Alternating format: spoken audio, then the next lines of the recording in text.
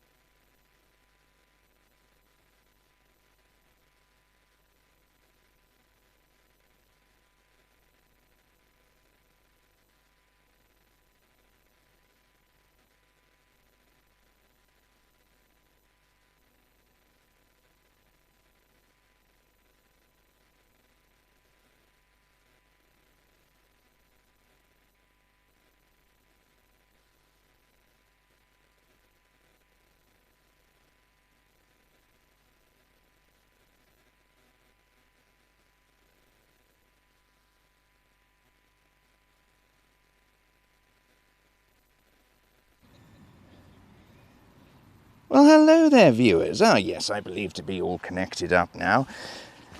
There was a bit of a false start a moment ago because I turned the microphone off, which clearly the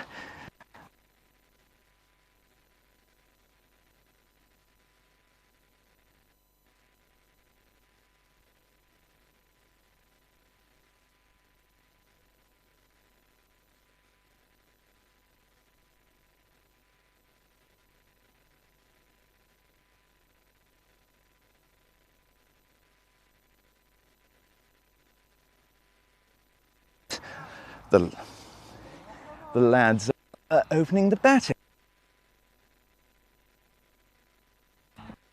Hall Galley.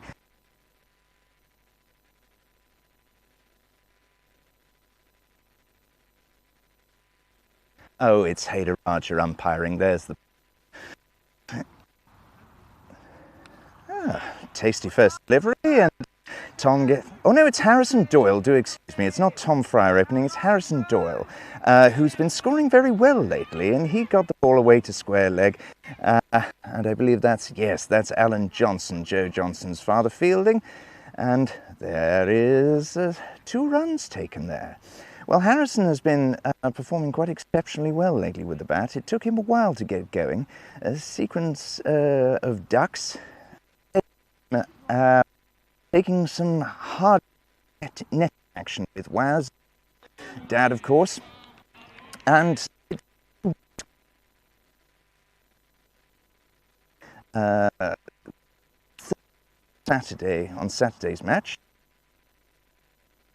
he scored is just 40, and would no doubt have gone to get the full half century, and apart from the fact we unfortunately ran out of it. So he's doing very well, and all this confidence has led to, well, it's a 20 over a side match.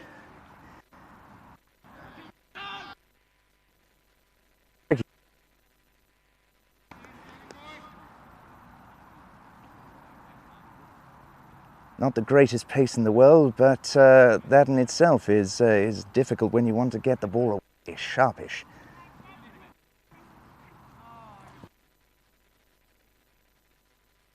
With mosquito and repellent on here, but thankfully I have a Summersby side. All nice and comfy and set in my ways. So viewers, I want to game, the second 11 versus Ayswood fourth 11, which we played in the gorgeous village of Lurgasham. Unfortunately, though, we neglected to realise just how bad, little delicate by camera, but it's enough to get him off the mark. Up here, it's always nice to get off the mark. Settles the butterflies in the stomach. Interesting shot, but doesn't matter. He's off the mark. Somewhere where, to start this great endeavour of live commentary, we found no signal. And so all that you can see when you go onto the live commentary is 2 images of Tom Fryer and Neil Jukes.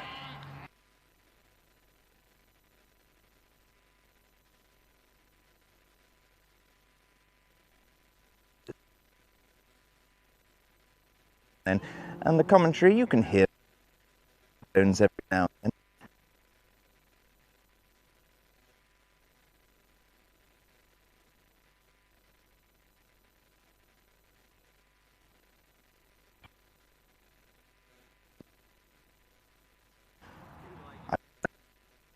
Only knows. Well, looks like skipper Alan Doyle, not for today, but come for the next delivery. Oh,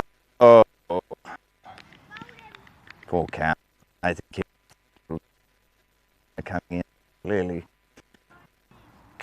Got into the head there. It's a shame. He hasn't been batting incredibly well. He had a good outing on Sunday with the ball. As I said, we were playing Hartley Whitney Sunday second 11, and they did have one head on ball.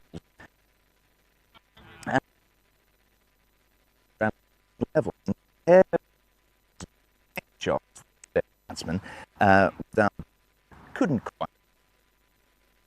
quite get a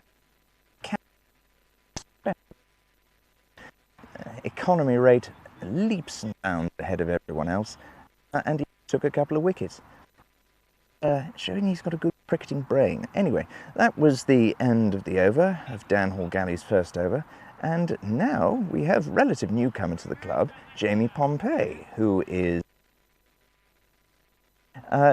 spin it, but today is bowling, which he did on Sunday with quite a degree of success. Took 3 wickets. I wonder if today he's bowling with some chewing gum in his pocket.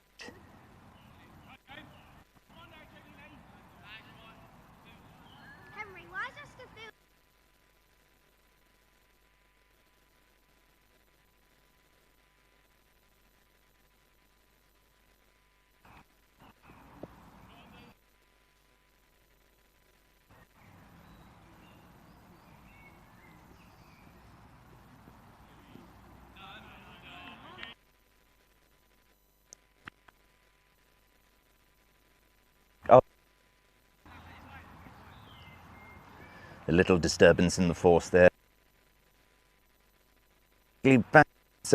Son Will came along and asked me if he could field. I don't know, I'm not playing. I'm not. What's he asking me for?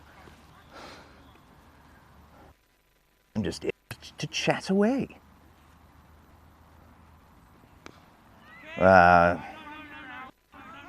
Little chop there, and Ash very, very keen, or a little overly keen. I think it being a Tuesday, Ash is probably in beast mode today, and so is keen to get himself going, especially after Saturday. Ash is another Mr. Saturday, very much like yours truly. Bats at a totally different strike rate. You wouldn't believe it's the same man. But as you can see, he's very, very keen for the runs, and actually he and Harrison batted together on Sunday. And put on quite the partnership, made our total look far better than it probably should have done. But there we go, and another little single for Harrison, fielded at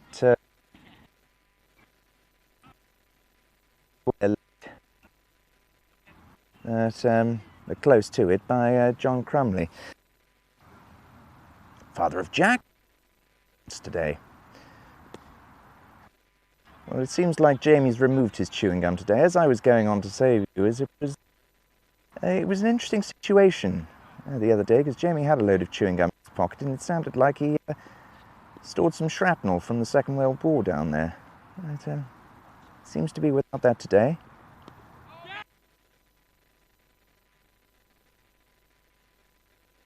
So I did a little.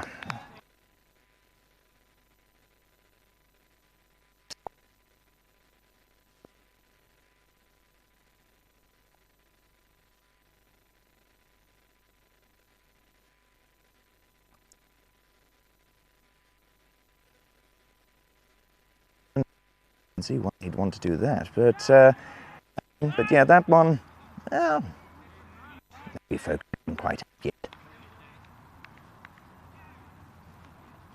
Dan's your yin-yang player, have a superb game and be on top of the world. Alternatively, be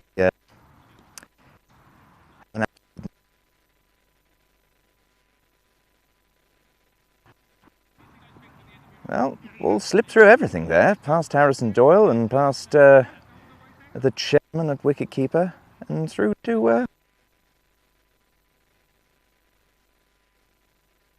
sure he'll be taking life easy though. He's still suffering from a back injury which has taken him out of the second 11, where he's a much valued player.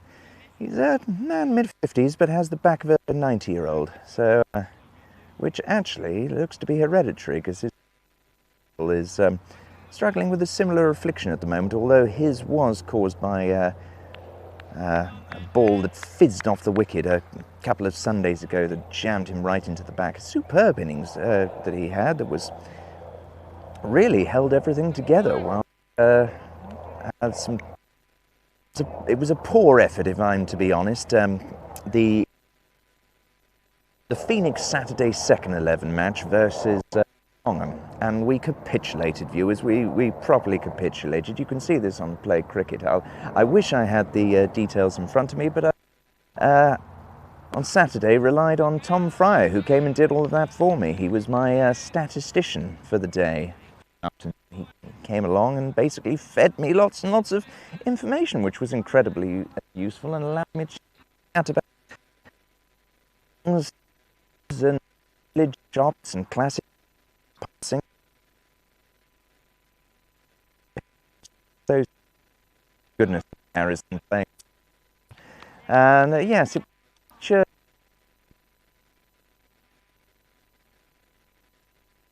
Do excuse me, I'll put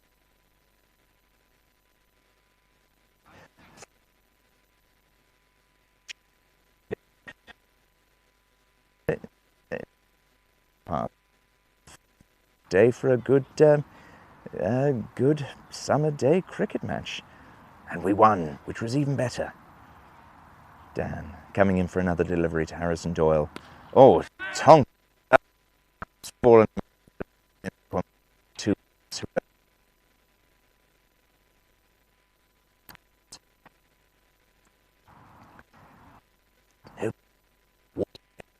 somebody's bringing him in a little bit.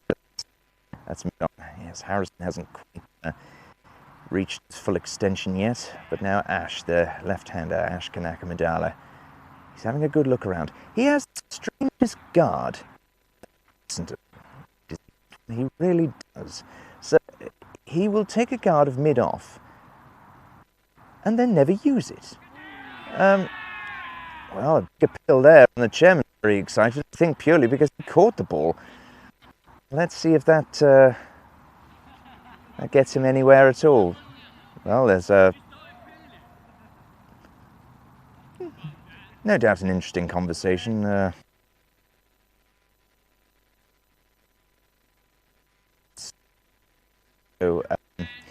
So it's going to be a limited amount of things that he can appeal for. Basically, if it hits the stumps, he'll appeal and Hayder might give it.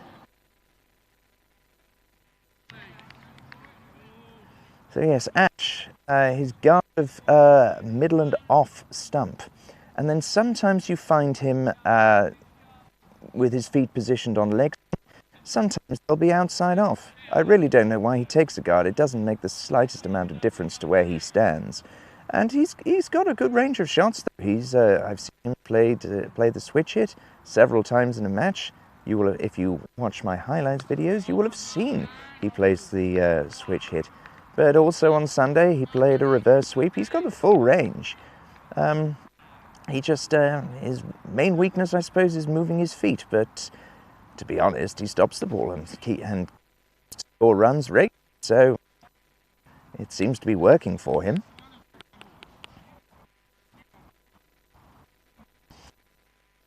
See some good in everyone chatting. Very first year of operations.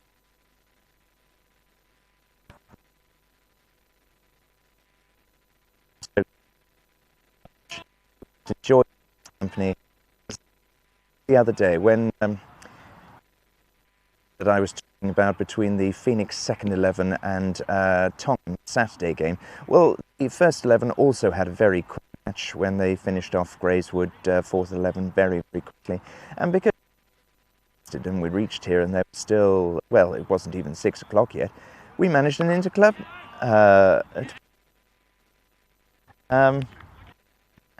Delight. They just want to play. If it has free to get in contact. The person to contact is on the website. It's Richard Turnbull. He is our fixture secretary and would be happy to have a few people. Some days worth of cricket and a good pint and chinwag. Debut. This match is being sponsored. It's being sponsored by the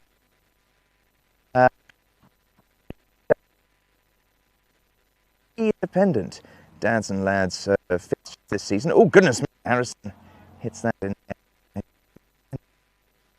but again drops just in front of Minas.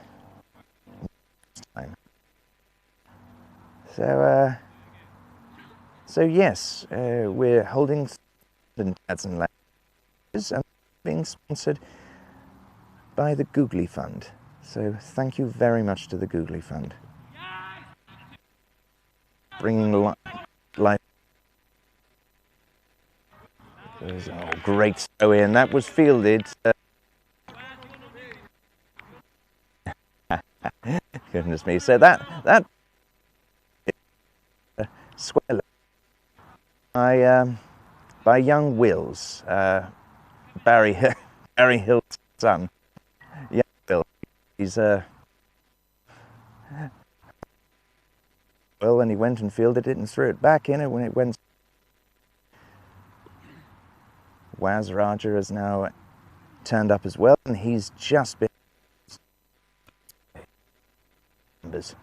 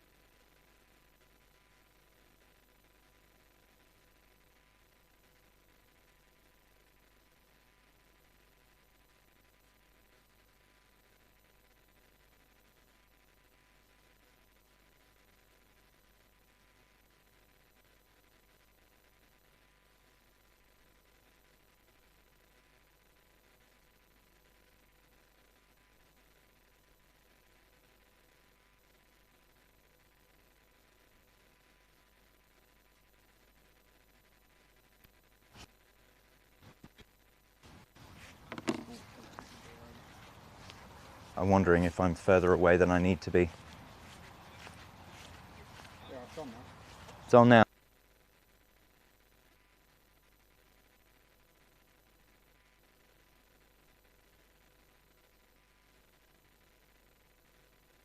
Yeah. I'll come.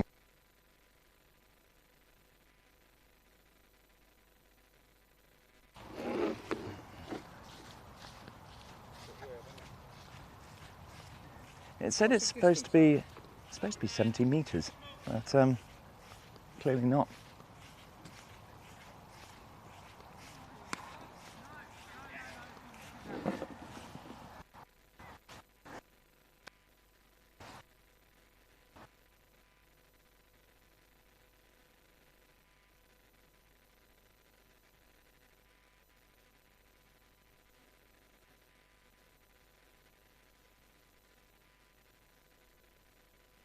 Again. You can't hear you while you're over there. No, clearly not.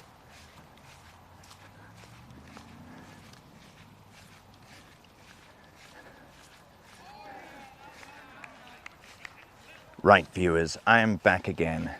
Can you hear me, Baz?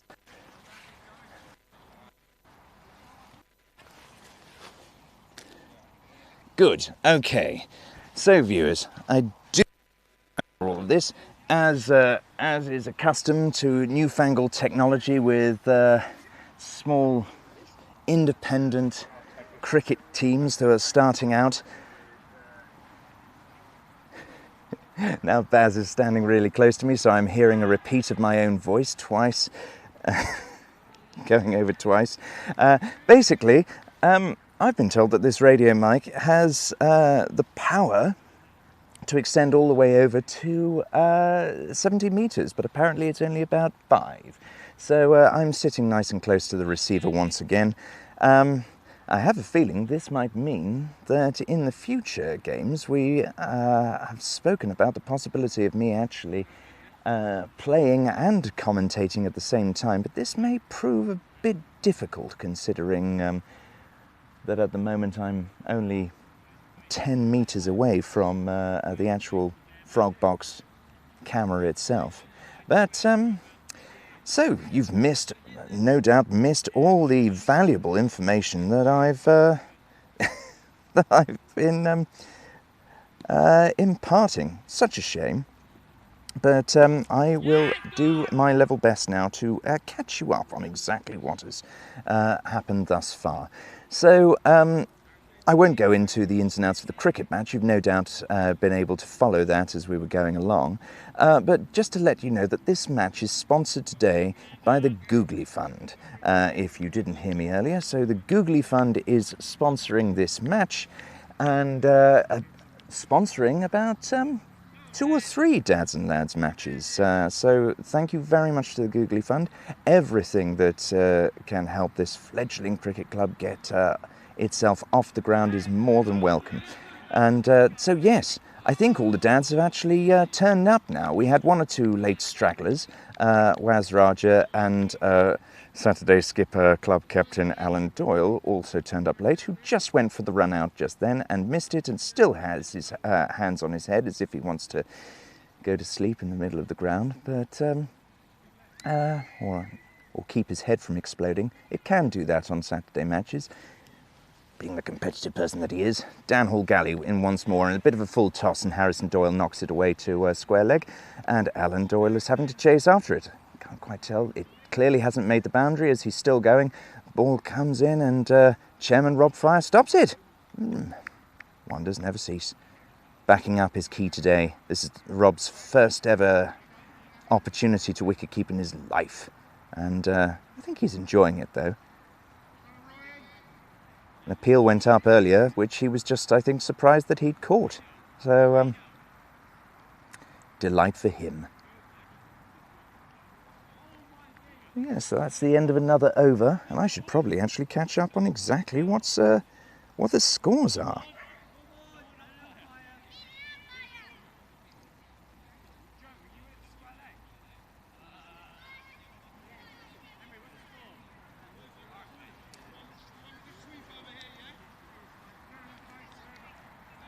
So, there we go. Score is at 22 for 1.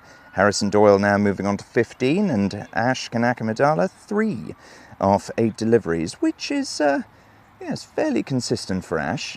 You probably didn't hear what I was talking about for Ash earlier, but yes, his form on Saturdays and Sundays and Tuesdays develops, I guess it's almost... it's quite a stark contrast. So Saturdays he plays very much within himself and has been known, I mean, the poor chap got a golden duck last Saturday, but the Saturday before he held the innings together quite well. We were here at Hawley, he took 100 deliveries and scored 20 runs. Yes, I'll let you work out what his strike rate was, but not particularly high. However, on Sundays and Tuesdays, Ash probably goes into beast mode. He has the most interesting guard. He takes middle and off as a guard, but sometimes can be found on leg stump, standing wise, sometimes can be found on off stump, and he's got the ball away there to fine leg. And Dan Hall-Galley's boy Oscar is chasing after it and has chucked it to Dan himself. Father-son working in great tandem there. The ball comes back in, 2 runs were taken. But yes, Ash... he's got a full range of shots. He plays the switch hit, he plays the reverse sweep on Sundays and Tuesdays, never on Saturdays. But a curious player. Doesn't move his feet very much, but doesn't have to. He stays in. As Jamie Pompey, a relatively new club member, comes in and once again bowls the delivery. Oh, it's swinging in quite a bit, I can see now. That's the bonus of actually sitting fairly close to frog box. I can see that the ball is moving in the air quite nicely. Both Jimmy and Dan, who's also opening, have the accoutrements that come with age. Means you lose speed, but you gain swing. There we go. And a bit more swing, and Ash just fends that away to skipper Alan Doyle. There we go.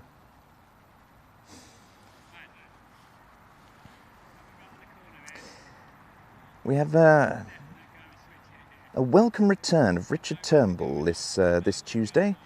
Richard is ordinarily the Saturday second 11 wicket-keeper and opening batsman, but has been out with an injury for quite some time. Oh, goodness me, there's a Wheatley worm burner. And Chairman Rob Fryer just lets it go under his foot, trying to stamp on it, but yes, a couple of byes taken there. Glad Hayder was able to work that out. Hayder Raja umpiring. Goodness me, fate worse than death. But yes, Richard Turnbull, a welcome return to him. So mid-50s, stalwart of the game, but he's got a back that's aged around about 90.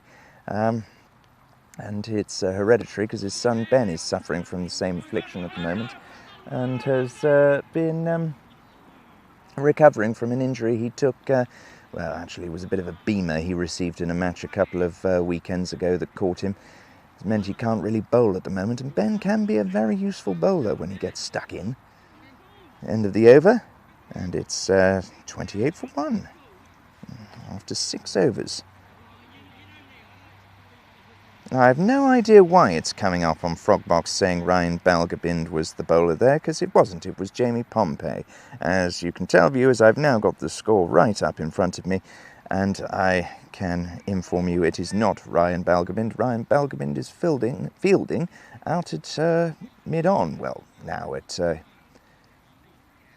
looks like he's moving to gully now, but that was Jamie Pompey. And we've got a change in bowler. We have Waz Raja is coming on to bowl.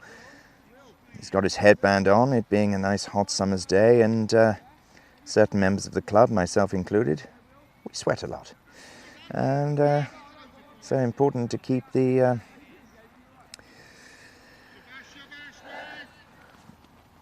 salty rubbish out of our eyes. And here we go, let's see if he can get his first delivery on the stumps. He's been known for having interesting looseners. Ah, that's all right, it's moving away. Oh, yes.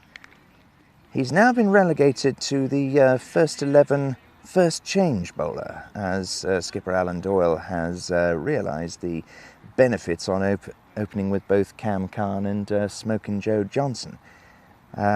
2 young bucks who can go on a few overs, and then Waz takes over and bowls through a solid 8 overs, along with someone else, of course, not just by himself. That would just be ridiculous and against the rules of the game. And Harrison's very circumspectly letting that one go through, and Hayder probably doesn't want to upset Dad by calling that a wide delivery. And it's a Tuesday evening game after all. I know what everyone's going to be saying out there. It's a 20-over game. Dot ball's a good ball. Harrison, it being a 20-over game, actually, Harrison and Ash better think about getting a move on here. There's not much time and plenty of batting to come. We're still Tom the Bomb Fryers playing. Oh, goodness me, well. Yes, I quite agree, Hayder, that was a little wide. I don't know what on earth Alan Doyle was calling for. Maybe his body clock hasn't settled into the fact that it's Tuesday.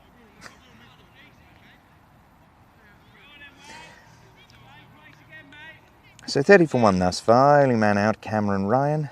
Only lad out, I should say, Cameron Ryan. Oh, cracking shot towards mid-off, and Richard Turnbull up and throws the ball. Well, he's not feeling his back, so wobbling back, but a quick single was taken. I think Harrison Doyle is still a little, yes, not the greatest on calling runs. A bit daring do, shall we say. In comes Waz. Yeah, there's not much Ash can do about that, really. Especially with his guard. It looked like he was taking the outside off-stump guard there. I think maybe Hayder's miscounted that one. Not entirely certain, but he doesn't have the greatest reputation of umpiring. And now we do have Skipper. I call him Skipper because he was my very first skipper at the club. But we have Ryan Belgavind coming on to bowl. So Jamie Pompey has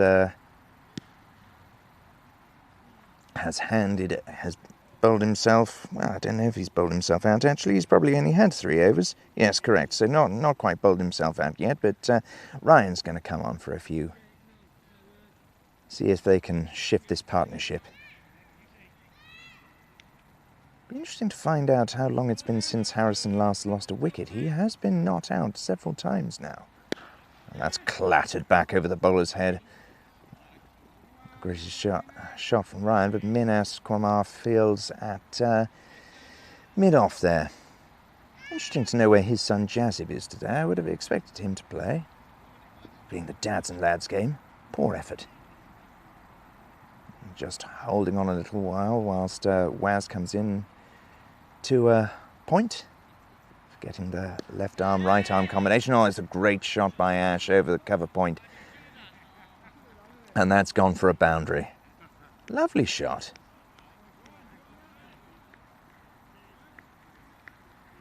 As Ash does have a surprising array of shots.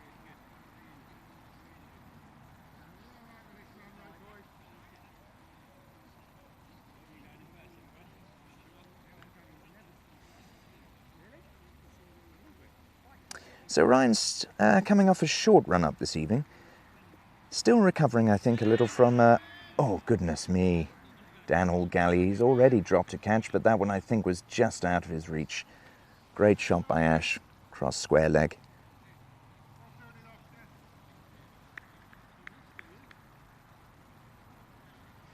Yes, Ryan coming off a short run-up. He's still suffering from a...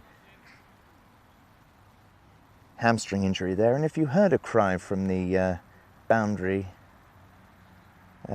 viewers, Dan Hall-Galley seems to have thrown the ball and hurt himself.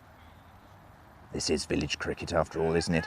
Well, delivery passed just by Ash's legs, and again exuberant appealing from Alan Doyle.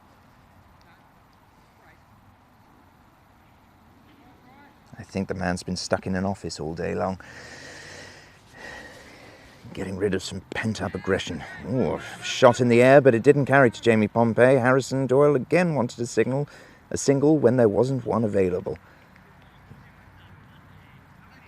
I think he forgets that what's his call and what isn't his call.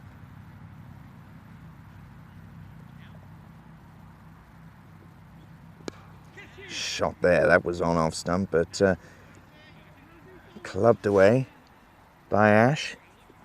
And another couple of runs to the tally, and there's overthrows, but they're not taking them. Catch taken by John Frimley.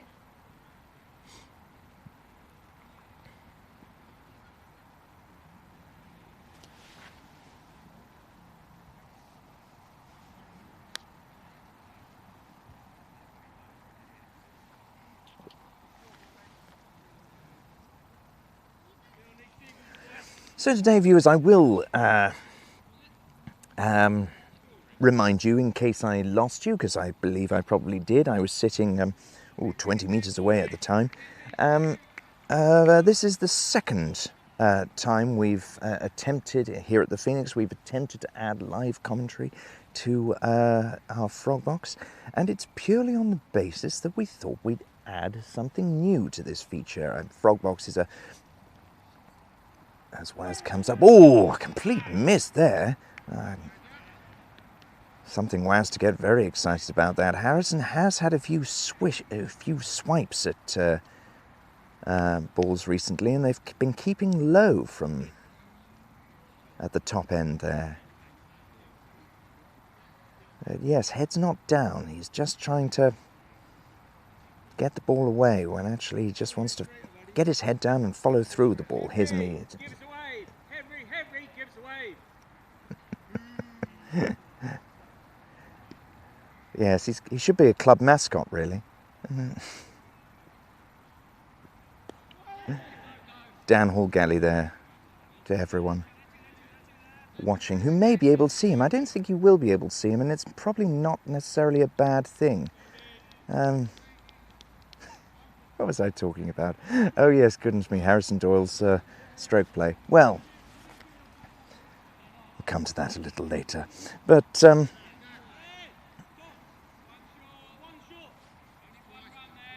one run off, shoddy running.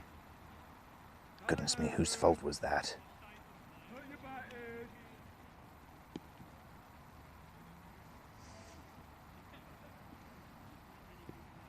Oh, shot up in the air. Harrison has gone long over mid-on's head, which is down all galley.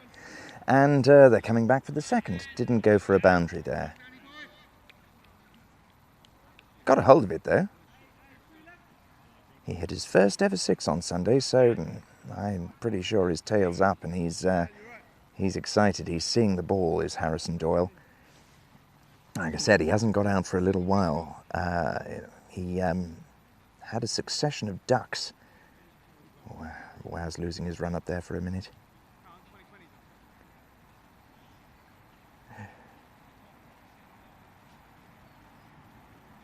Thanks for the wink, Waz.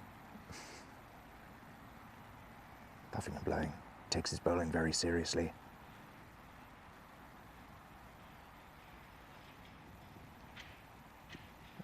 Oh! And finally, I think the exuberance of Harrison Doyle finally got the better of him. That was one he really should have watched a little better. But talking a little bit more about him whilst he's walking off, he had a succession of ducks before having a batting practice in the nets with both Waz and his father, Alan Doyle, and got his head down. And on Saturday last, he picked up a good 30 not out. Really bolstered the run rate that the Saturday firsts had. And then on Sunday, he had an even better innings. We had a bit of a capitulation on Sunday. It seemed initially to be a bit of a one-sided game against Hartley Whitney's second 11, but it was purely down to the fact that they were... it was purely down to, oh goodness, these players keep on talking to me. Here I am sitting in a bright pink t-shirt and imagining that I'm just...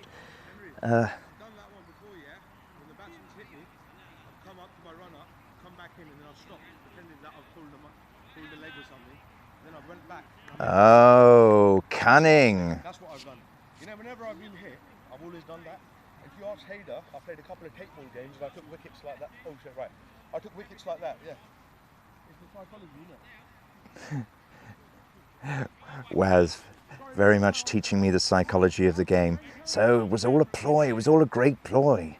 Apparently he didn't miss his run-up. He was feigning a hamstring injury, all to put Harrison off, and then came in and clean bowled him. Well, if that was genuinely what he meant, which I firmly believe Waz, he doesn't joke around that much,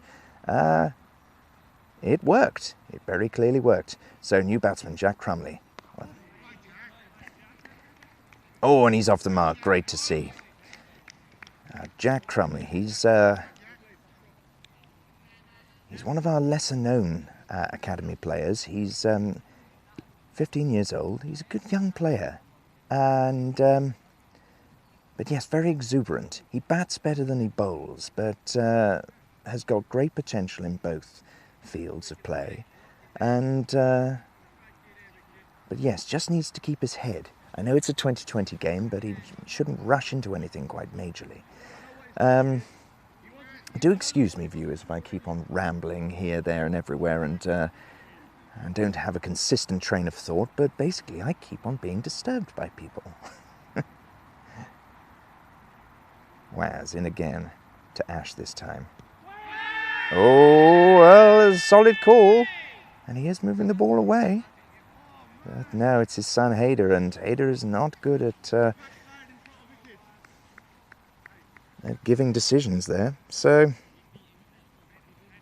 there we go. That's the end of the over. 47 for 2 off 9 overs now. So a slow run rate. Slow run rate. They do need to pick it up, do the lads now.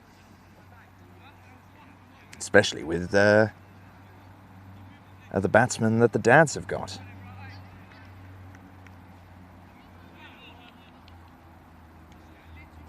So yes, this is the second attempt that we have made to go live on commentary. I'm hoping it's working. I'm hoping you viewers are enjoying it. I've noticed that 4 people are watching, and if you do have a comment to make, please do put it in the chat, and I will do my very best to answer it. But yes, as I mentioned, it's the first. It's our first solid attempt, due to the fact that we were down at Lurgashall. The second 11 were down at Lurgashall on Saturday. And we took Frogbox with us, thinking beautiful, picturesque village, and there'll be a lot to talk about, which indeed there was. You didn't hear me mumbling and stuttering down in Lurgashall on Saturday. No, there was tons. There was weddings, there was churches, there obviously, and pubs and village shops and classic cars and dice stands. Oh, goodness me. Oh, Jack's going to be annoyed about that, poor thing.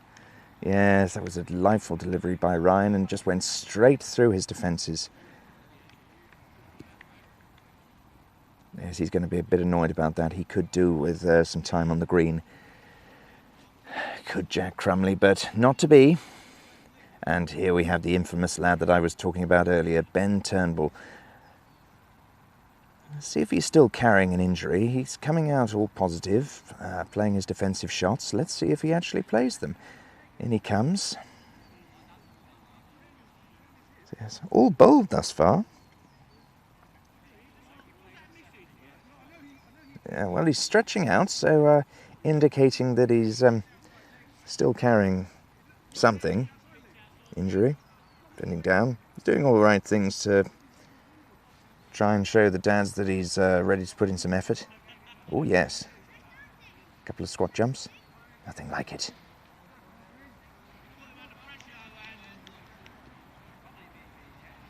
It's a hot day as well, so I hope he doesn't wear him out before he even starts.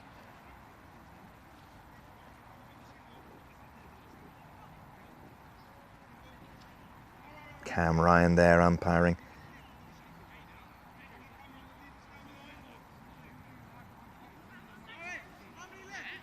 Got out early for Cam, which was a bit of a shame as he played well over the weekend, mainly in the bowling department. Coming back to that, it was we were playing Hartley-Whitney second 11 on Sunday, and as I said, it looked like it was going to be a bit of a one-sided affair, purely because, oh goodness me, as Ben misses that completely. So much for the forward defences he was playing coming out. Trying to get a bit of a rhythm going on it, with battering his pads with his bat just there. Swing of the bat. Wants to get a few ticks or something along those lines, maybe. Ryan misses his run-up. Maybe he's trying something like what Wes was doing earlier. Here we go. And, oh, well, shot gets it away, and that gets him off the mark. And the two lads, Oscar and Wills, are trying to decide between them who throws it in. And in the end, it's Wills. He does have the stronger arm, well fielded.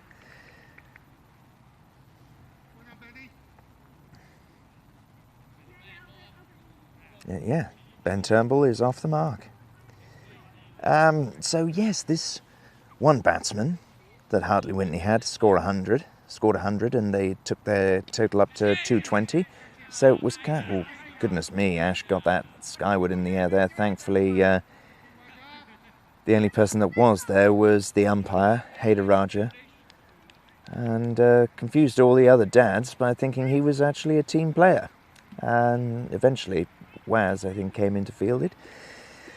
And so, yes, they got 220, and it looked for a long while like we were, like we had no chance in reaching it. I don't really think we had any chance of reaching it anyway, viewers, but yes, Harrison Doyle came in, and along with Ash, Kanaka Madala, and it was Sunday, of course, so it was Ash's beast mode phase.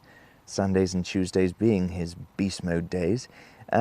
Oh, solid shot there by Ben Turnbull, lovely.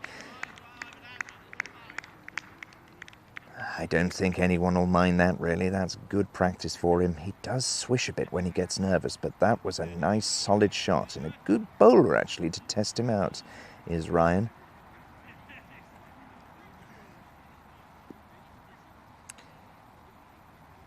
But coming back to Cam Ryan, Cam Ryan had quite a super day with the ball.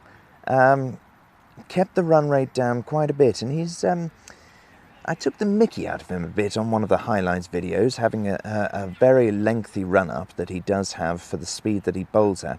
But one thing that he does do that is very neat and tidy is he turns the ball in the air. And for a medium-pace bowler, he was putting some of the batsmen under some real pressure. Oh, goodness me, that was...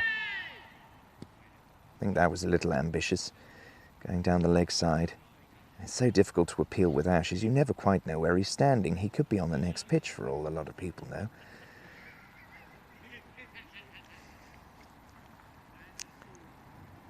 There we are, still Waz bowling.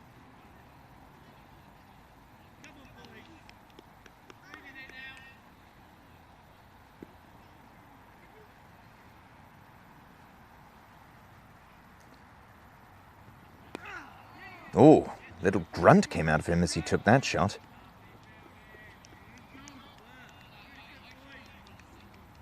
And that definitely didn't come from Waz. Used to be a batsman himself, did Waz. He's from Slough originally. I was lucky. I was having a chat with a Bollywood legend a few weeks ago and was talking about Wasim Raja.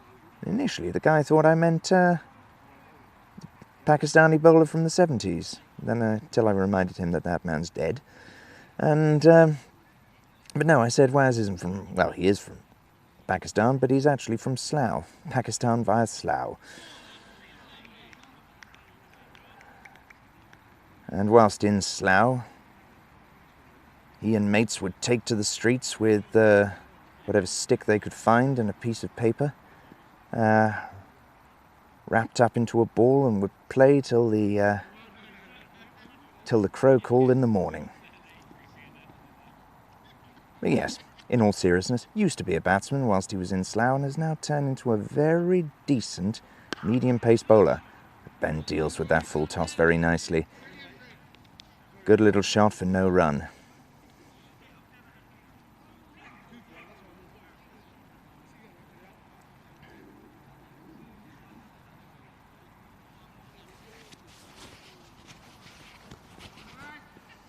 It's a lovely evening here at Hawley.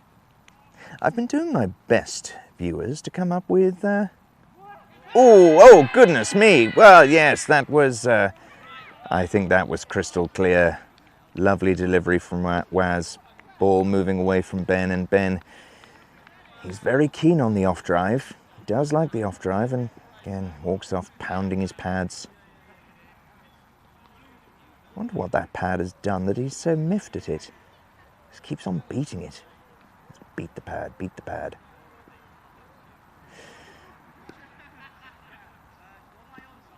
You could probably still hear it.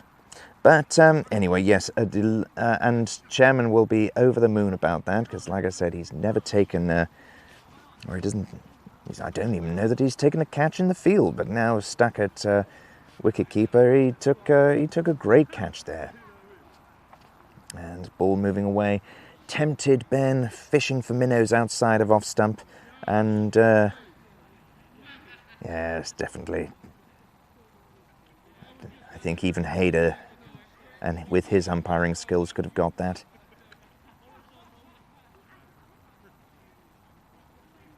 So, new batsman, Kian Balgobin, son of Ryan, into the wicket now. Kian is a fascinating player. I was describing him as a viper the other day because he'll suddenly go to 0 to 60 in 2 whatever seconds. A bit of an odd choice of nickname. I'm sure I can think of something better, but... Oh, goodness me. Waz, again, tempting the batsman into playing that shot, but Kian's a very trusty little batsman. He doesn't look like...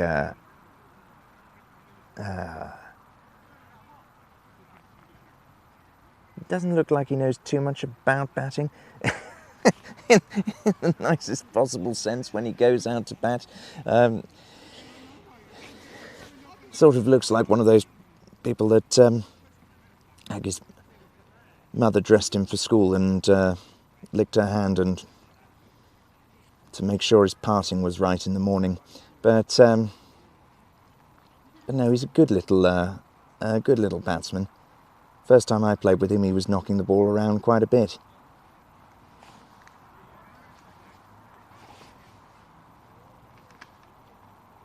So, it's now a drinks break, viewers. We've reached that 10-minute marker. And finally, I'm all tied in. And I can talk to you about a variety of things. So, I can talk to you about what we're doing here. So if you haven't been able to check out all the behind the boundary videos that we've got up yet, you will probably not be aware, you might be aware, but you might not be aware, we are a new cricketing side.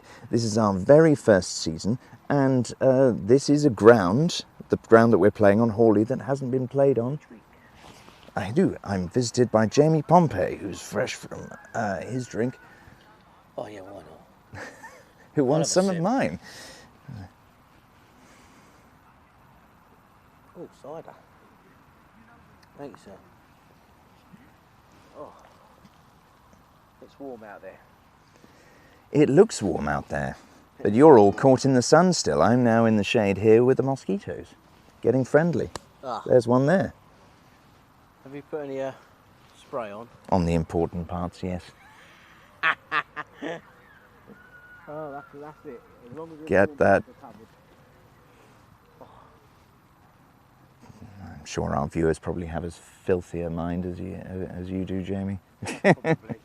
Oh, I doubt that. I'm sure they're very clean and well nurtured I think they are. people. Most of them will be compared to me. I'd rather spend too much time washing my mouth out with soap. Indeed, indeed. I tell you what, though, considering the amount that came out of my mouth on Saturday, I'm talking about during the match, viewers, when we were attempted to do the commentary on the game at playing against Greyswood at Lurgashaw. It's been a bit of a struggle this time, Jamie. Is it? Yeah. 'Cause you haven't got I've people actually had to talk about the cricket because I couldn't really think about anything that's going on. There's no classic cars, there's no classic wedding. weddings. No, There's no houses with names. no. Nobody's hit anything to Cafe Corner yet. Oh no, yeah, we've only got Cafe Corner. I guess I could talk about Steve from that works here at the bar, but I'll get on to him a little later, viewers. And yes, I'm really struggling to find out names for both ends. I know that Car park end? well, yes, but car park end, really? Ah. Surely we can do What better than about- that. Silver birch is the best I can come up with at the moment because of that, the most prominent tree over there. Netball, the netball end. Yes, they do play netball over there, don't they? Netball or bowls end, and Bowls? Is there bowls down just in there? the corner there. I What didn't know about- that. What about the The wood. Misty, the willowy wispy, The willowy wood. The willowy wispy wood. The willow whispery. What can we? He's only had one sip. There's nothing strong about this cider. One sip and he's gone. What about the Maybe I shouldn't have had a sip. Oh dear. back to nature end? Back to nature end. Yeah. What have you been on today? Sun. Sun. It's the sun. He's got heat stroke, ladies and gentlemen. The Natural wildlife end. natural wildlife. Well, it's something to work on for the future, isn't it? Yes. Something to work on. If you have any ideas, viewers, let us know. Shaded end. The shaded end. Yes. That'll work. The shaded end. To be honest, I'm not even certain whether I'm going to use them now. It's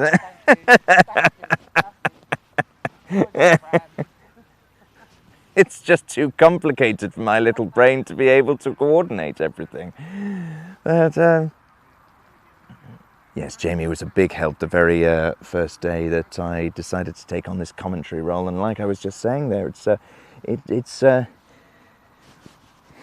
it was a day where my mouth just took over. Basically, there was so much to talk about, viewers, and today, just cricket. But maybe I should just focus on cricket. Maybe next time I shouldn't have a couple of sips of cider before I start talking about cricket. We shall see.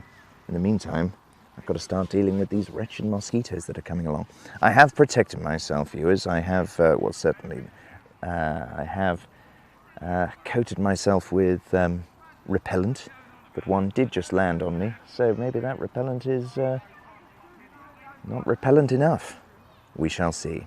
Anyway, let's get back to it. So Ryan is going to continue. He's going to continue bowling, and Ash just double checking his guard for whatever reason. I'm never quite certain. Sometimes when I'm umpiring and Ash checks his guard, he doesn't seem to remember even where it was, and then when I remind him, he doesn't even mark it. So it is the most confusing thing watching Ash bat, but he bats well and he gets scores. He's the top second 11 scorer at the moment, and he's Sunday skipper. He's had a marvellous season. Season at the moment I would frankly pay for. So in comes Ryan to face Ash. Coming in, and Ash hits that off. Just wide of mid-on. Minas fielding, and they come back for the second. Yes, Kian is definitely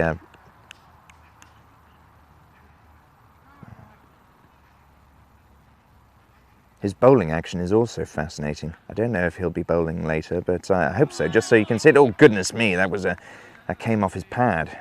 Came off his pad and down to third man, and young Wills has picked it up and is about to throw it in. We'll say that was to the bowler and not to the wicketkeeper. I mean, he is only 8. It's just nice that he's out there, frankly.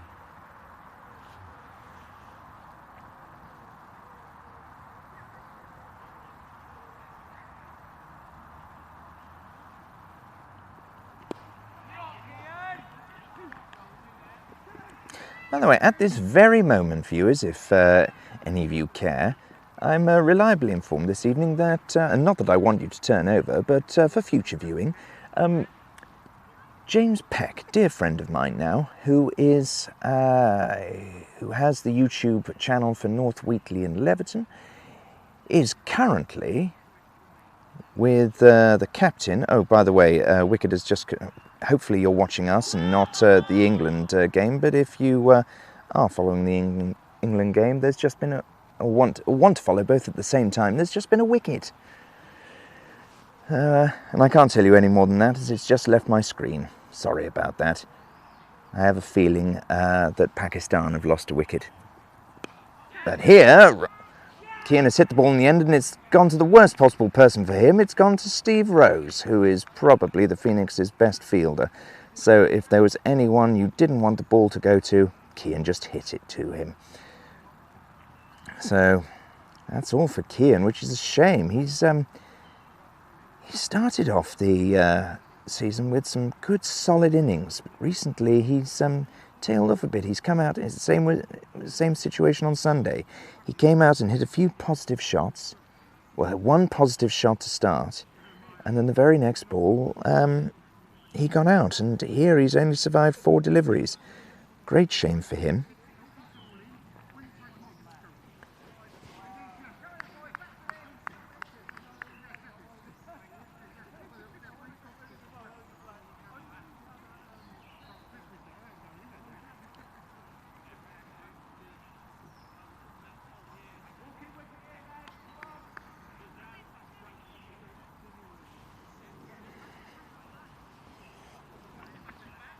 To those delightful 5 of you who are watching us live, do feel free, goodness me, pop my teeth back in. Do feel free to leave something in the chat, and we can chat about it. So, Ash is back on strike, so clearly the batsman must have crossed, but he is joined by Tom the Bomb Fryer, so fireworks should start anytime soon, I'm hoping. Please don't get out for a duck, Tom. That wouldn't be good. But this should be exciting now, as this is 2 of the Phoenix's top batsmen for the season. Both Tom and Ash, and oh goodness me, is the Frimley Express coming on? He is indeed. Alan Johnson, the Frimley Express, is coming to turn his arm over. God. And with Tom batting, yes, Alan Doyle is dropping out to the boundary, all the way to the boundary. Same as Waz Raja, that everyone's coming to the boundary now. So For some reason, they lack confidence that the Frimley Express will power through Tom the Bomb Fryer. Here we go. Alan Johnson's resetting the field. It's pretty much like everyone's moving to different areas. Ah, the Phoenix Francesco is watching. I'm really hoping there's something you can edit together here, mate.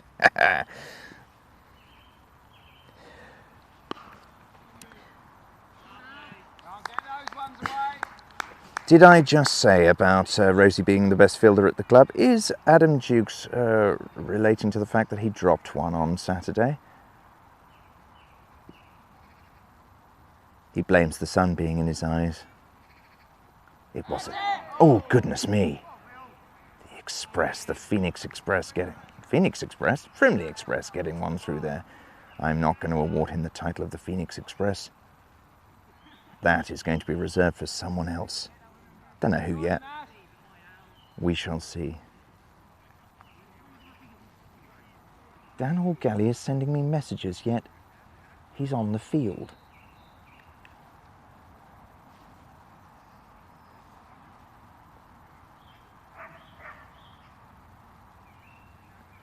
I'm perplexed now.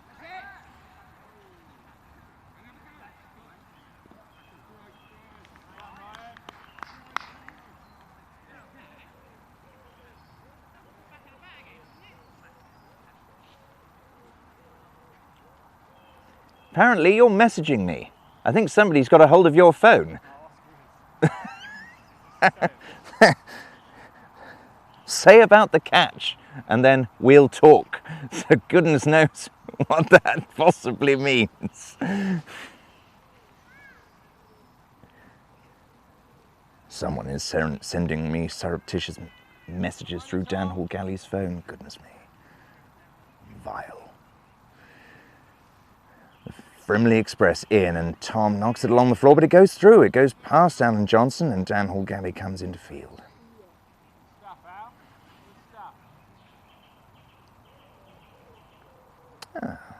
Tom Fryer's first run, so a slow start for him, but it could well be that it's just because he's nervous. He doesn't want to get out to the Frimley Express. Playing it safe into Ash. Well, tries one of his swipes, but no white given. Somebody needs to remind Ben Turnbull it's a 2020 game.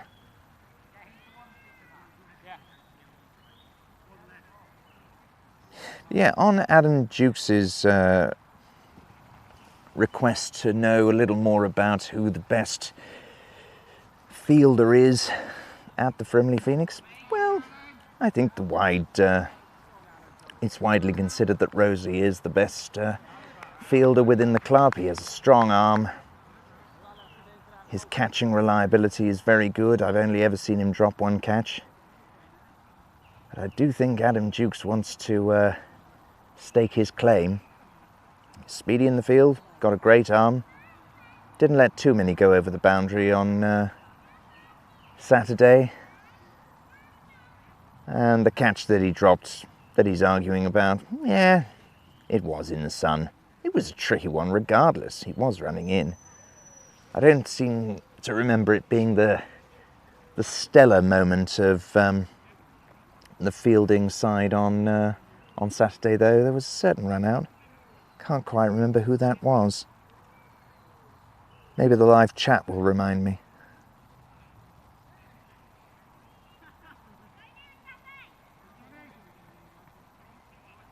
So, change of bowler once again.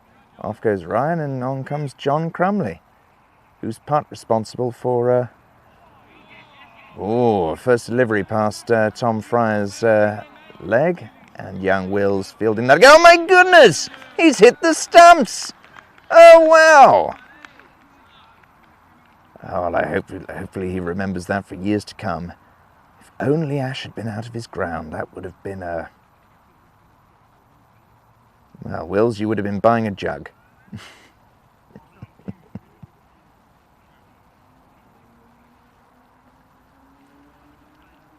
Talk about those rabbits with Duracell batteries. Wills has a lifetime supply of them. So, rearranging the field a bit. Amazed they can see anything. So, in comes John Crumley once again. Well, he got the right side of the stumps this time to the left-hander. But yes, as I mentioned, he is part responsible for us getting the funding from the Googly Fund today. So good on him. Like I said, with this fledgling club of ours, any help is welcome at the moment, even if it's just arranging a fixture with us on a Sunday. So if you are game for doing that, please get in contact with our fixtures secretary, which is Richard Turnbull, and we'd love to meet new people, play games on Sunday or Tuesday or Wednesday, see what we can do. Have a decent afternoon's cricket, then a pint in the evening. Maybe 2. In comes John Crumley. Let's see what he can do this time. Oh, well, he can bowl it wide, and well, Tom's got a new bat this season, and sometimes we think he hasn't quite got used to it. You would ordinarily expect Tom the Bomb Fryer to knock that one away quite solidly, but completely missed it. The art of the slow bowler, fooling the confident batsman. So in he comes to Ash. Well, that's on Ash's leg side, but that's one of Ash's strengths. He does know where his stumps are. At least I'm guessing he does, seeing as he never knows where his guard is.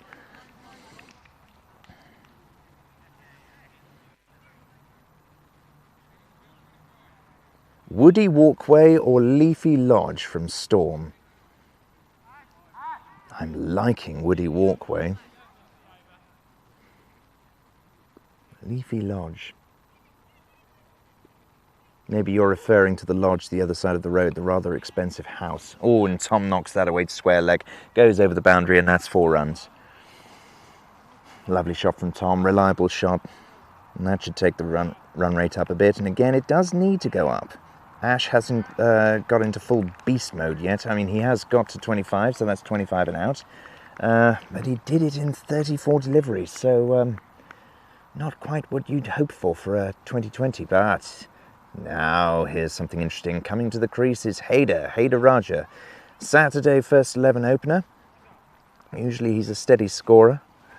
However, today, goodness knows what might happen.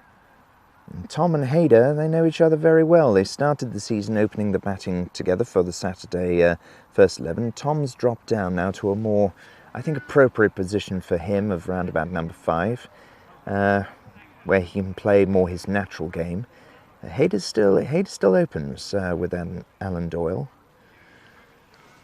And he scores a lot of his runs behind the stumps as opposed to in front. But today with this 2020 facing the Frimley Express, who knows? He may open up a little. Let's see what he can do. Woody Walkway. The Woody Walkway end. Think it over. Oh, goodness me, what on earth happened there? I think that was the most ridiculous comedy of errors I've ever seen. What a first ball that was. How very village. I'm not sure we can hold our heads up with any form of pride after that statement. A beaming full toss and Haider advancing down the wicket to it. Well, let's see what he does this time. Well, he's advanced down the wicket again. Oh!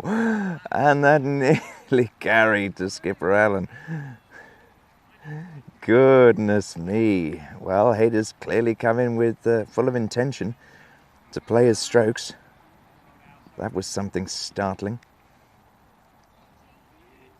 I think there was a dive in place.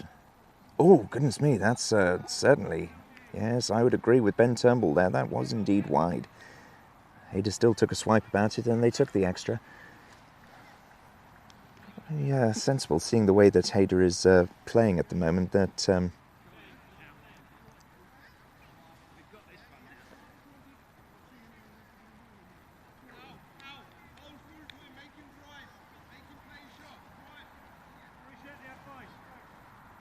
that they should turn the strike over and get Tom on. Do excuse me, viewers, I was just observing a little statement made. Oh, goodness me! Shots being played here, but not with the greatest degree of confidence. I think the Frimley Express is certainly proving some difficulty for these two ordinarily confident batsmen.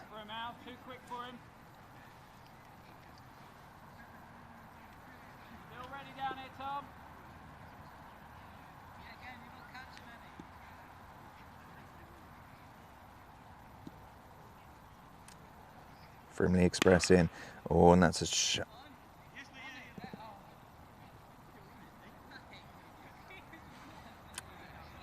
It's a shot, like I said.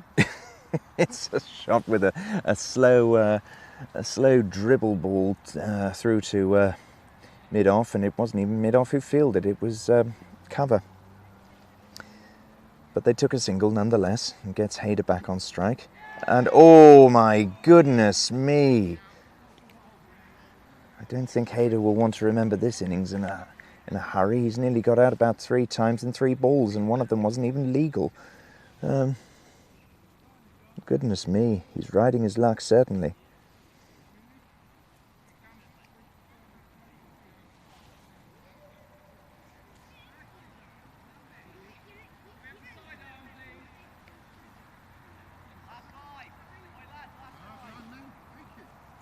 So we're coming to the last 5 overs, and the lads are on 72 for 5, so they'll want most definitely to pick up that, because that I don't think is going to be quite enough. I think they should at least be looking for the century, if not 125, but these are, oh goodness me! He's hit that towards the bar, and yes indeed, that is a 6. That's Tom the Bomb as we like to know him. What a fantastic shot that was. So yes, that will certainly help the run rate up. That went and away.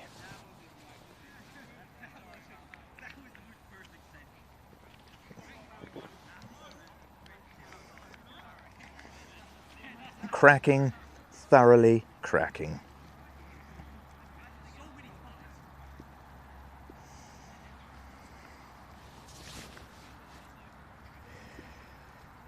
So, John Crumley, eager to get revenge. Well, that was nearly on the stumps, just outside of off, but Tom played it well, defended it off into the covers, Ryan Balgobin fields, and the ball comes around back to John Crumley. Single was taken, and now Hayder's on strike. Let's see what he does this time. Does he advance down the wicket? Does he try and... oh, goodness knows what he's going to do. It's Hayder Raja.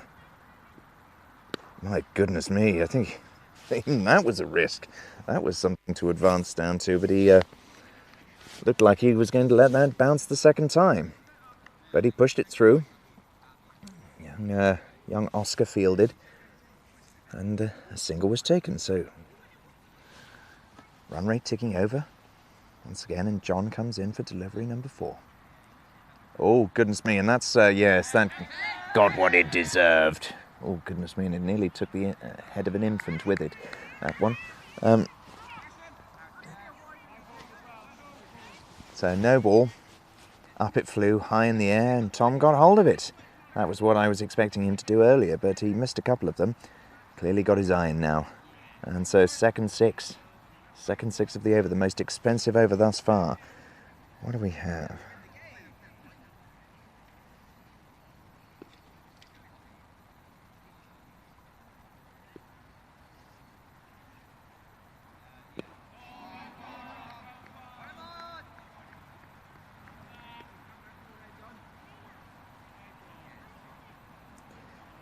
So Tom moves on to 19. There's 6 more for him to get before he has to dutifully retire. That's it in this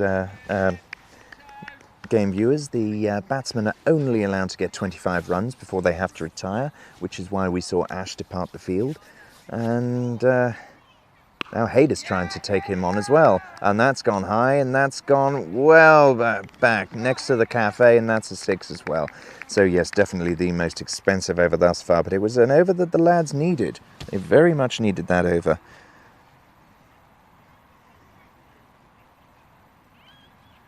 So 3 6s in that over, and the score has moved to 95. They've almost made it to the score that I thought would be par, but it's, I think 100 really is the basic amount that they needed. I think they'll want to move it on to about 120, 130. See, I've changed my tune suddenly. But they were going on at a slow rate, very slow rate.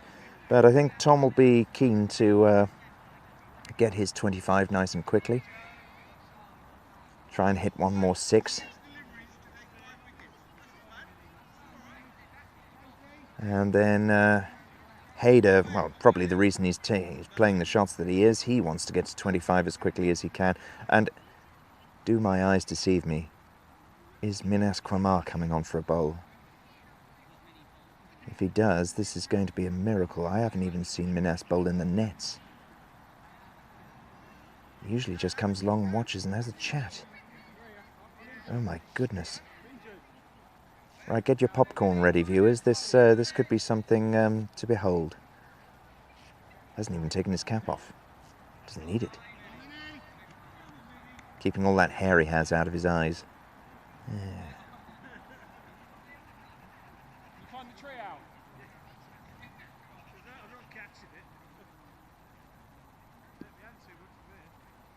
Here we go.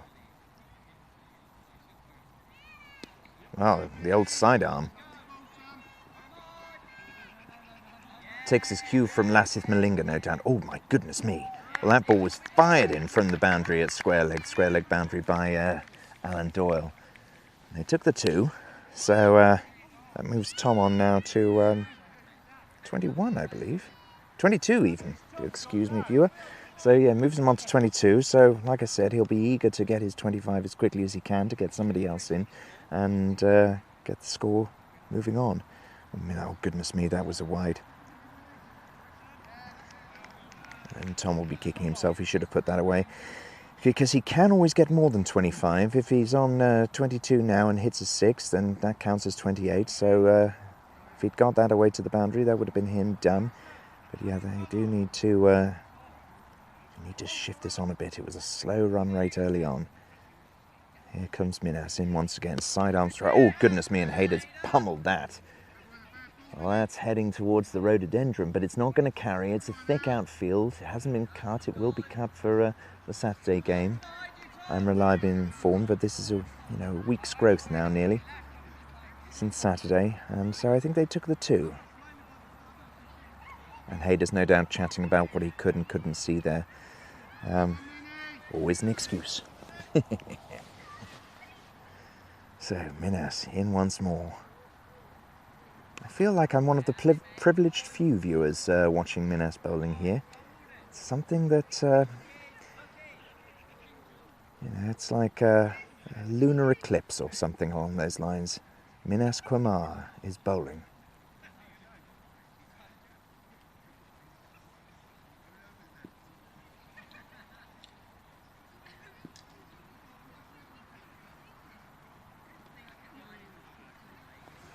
There we go, Hayder's. Oh no, Tom this time. Hit it in a couple of runs. Well, they're keeping Alan Doyle running here. And there's an overthrow, so they'll run one more.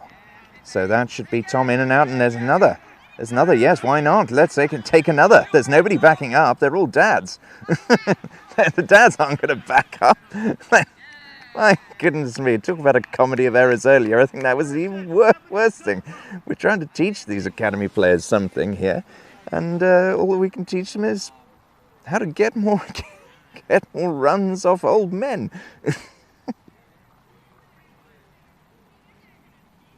God blimey. Poor old Minas. His figures could have looked so good. Ish. Well, he got through that over, certainly, and what it, I think, well, only 12, surprisingly. But I think he'll take that. And that's Tom, as I mentioned. That's Tom done. He's reached his 25 or slightly over and is out. Not out, he walks. And here we come. Smokin' Joe Johnson is coming to the wicket, ladies and gentlemen. He has a... I'm always curious of watching. It's so rare that we see Joe Johnson walking to the wicket anyway, but when he does, it's kind of like he's got a bit of a strut on him, almost like he doesn't want to do it.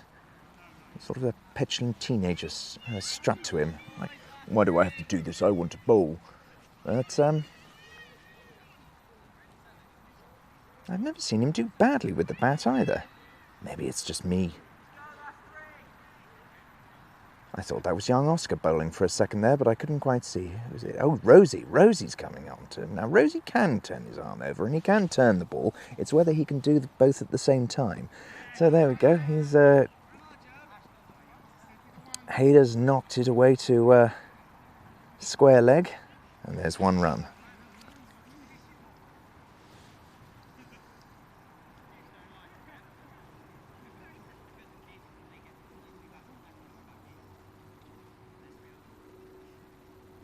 On comes Rosie, second delivery.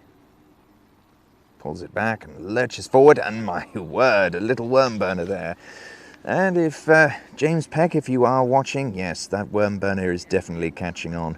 I think we do have to think of a Hawley version of the worm burner, because the Wheatley worm burner sounds far, far better than Hawley.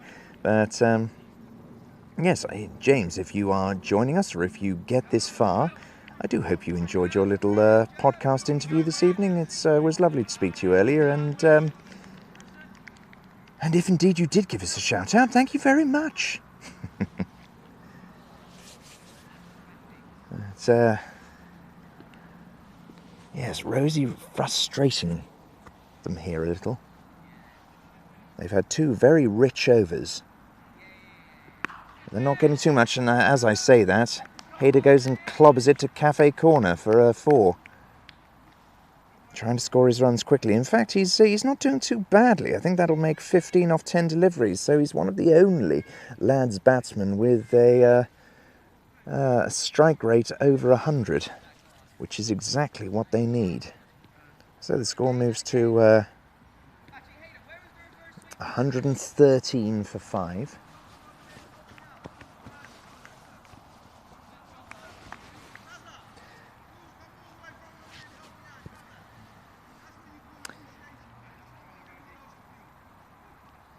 So the ball finally comes back to Rosie after somebody retrieved it. I'm even wondering if it was Wills, because he's running back here.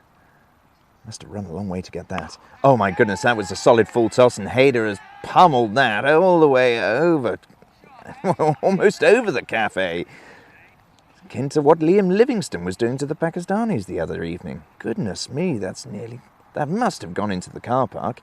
It may have even gone down as far as the church. Oh no, it's been found. Oscar's found it. There's the little slope that leads down to the Blackwater and Hawley Bar that we have here at the Leisure Centre, viewers. And the tiny little slope, and it just went over that, but didn't go the whole way down to the car park. Our very fine 80s structure, which talks about itself as a leisure centre, when really is a couple of squash courts. I don't know, I like squash. Anyway, and Hayder again wants to strike Rosie on that, but Ryan can't see it. Ryan, I don't think he would have got to it anyway, but the sun in his eyes, there was no way he could possibly have seen that. That would have been a miracle catch if he'd got it. And but Ryan gets it in, and only a single was taken. Well, in the end, a very profitable over off Steve Rose, that one. Slightly below average or not below average at all.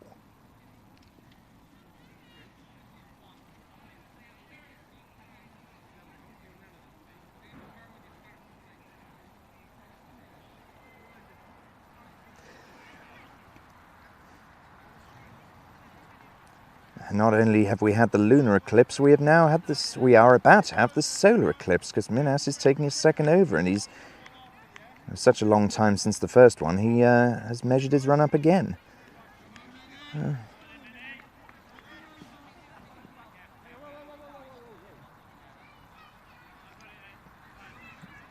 Everyone's waving, saying they're on the boundary.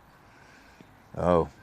Alan Doyle's taking a place on the boundary. That means they expect a catch to come to him, but he'll try his best to drop it. Oh, goodness me, well, yes. That ball was knocked down sort of between fine and square leg, and Alan Johnson initially started going after it and then realised that young Oscar was going to charge after it, so thought he'd wait till Oscar got it and then said, "Give me the ball, lad, I'll throw it in for you." And then did so. That's taking advantage, really. Anyway, Minas in once again, charging in. Malinga Slinger. And Hayder just mistimes that a little, but will still pick up a run. And there's a bit of a comedy dance work going on from Kumar there. Oh, and now a conference. It's just off camera here, viewers, and I think Ben Turnbull can probably overhear what's going on, but there's a little conference between Downhall Galley and Minas Kumar. A little mothers' meeting going on.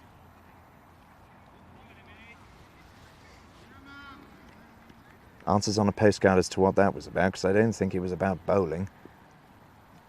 Oh, goodness me, if it was very useful what Dan just said, because, well, Minas bowled the straight one.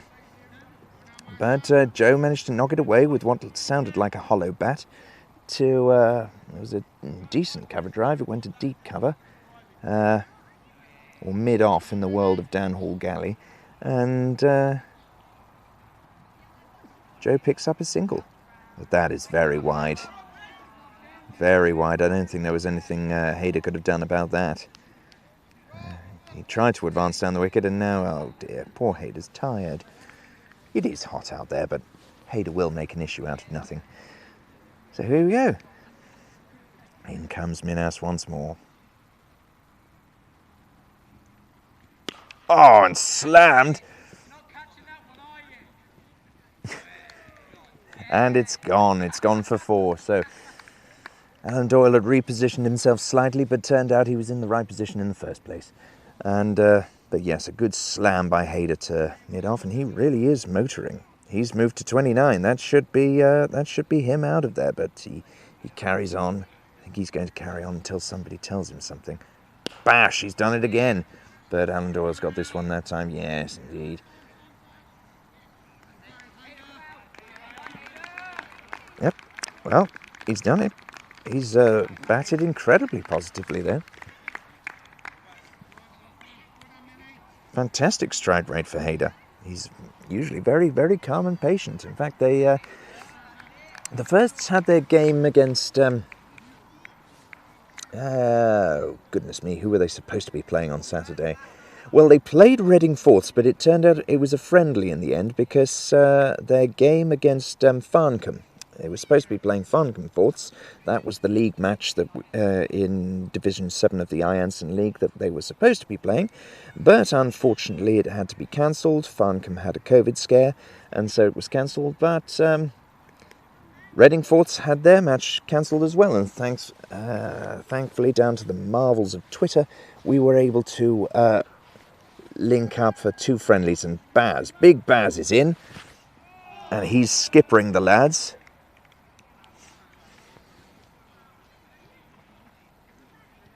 Reliving his youth with the lads, and he takes him and Rosie are great friends. They've known each other since play school, really. And now they're playing cricket together, both as dads. Well, Joe Johnson takes strike. Oh, goodness me! There was a nick off that, and well, a wide was signalled, but he took a nick, so in theory it shouldn't have been a wide. But it was dropped. It was dropped by the chairman.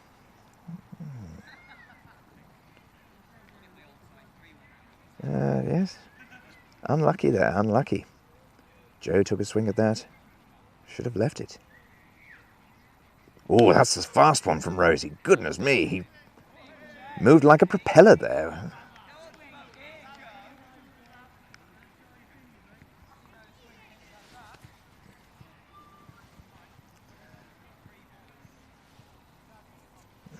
Run rate has gone down a little bit since it started. Oh, goodness me. And, there was remarkable, viewers. That's the first time I have ever seen Smokin' Joe bowled.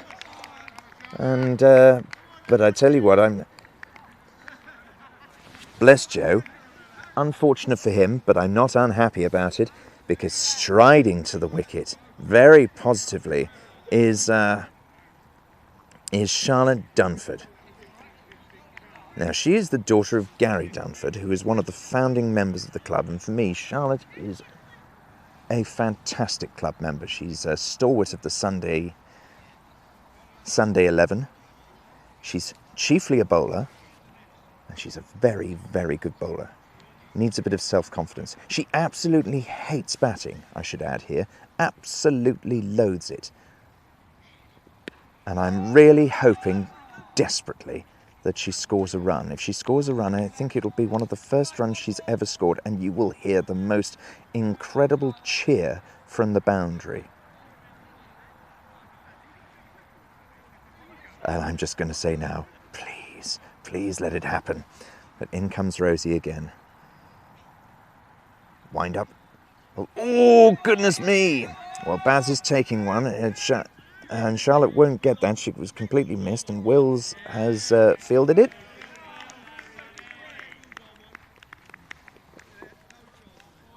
But that was close. That was very, very close. Everyone wants Charlotte to get a run here, and I'm sure she will. Yes, you'll be seeing her bowl later. She will come on for a spell. I have absolute faith in that. But here we go, the match-up again. Rose Dog into Big Baz. Well, it wasn't much of a match-up. I don't think there was much Baz could have done about that. I mean, in theory, this being a 2020, he could well have marched across there and yeah, pummeled it into the covers, but it was a bit of a way for Baz to travel, frankly. And so here we go.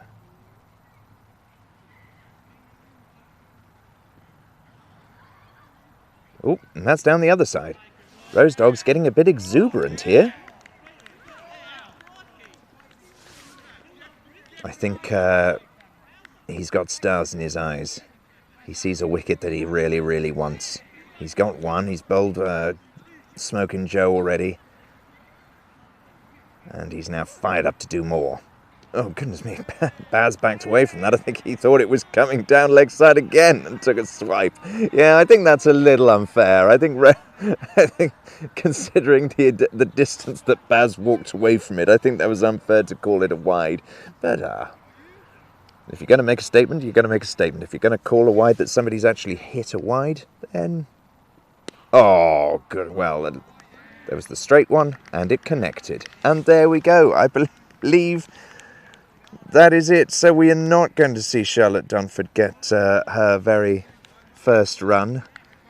And the tear is trickling down my eye, viewers, as that would have made my day. But so much for that. And now we'll have a brief break. And I'm going, whilst the dads get themselves ready and the lads prepare to field. And so I'm going to take a very, very slight break and have a swig of something to drink and probably something to make my stomach stop rumbling. And we shall be back.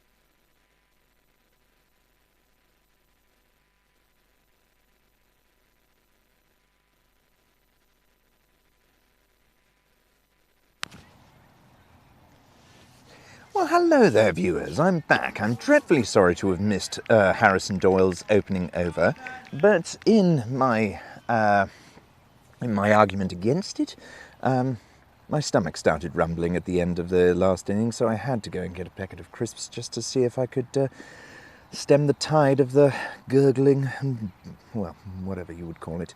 But Ben Turnbull's coming on now to face Dad, Richard Turnbull, and I'm amazed and really quite happy, actually, that Richard has decided to take the bat. It shows he is feeling slightly better.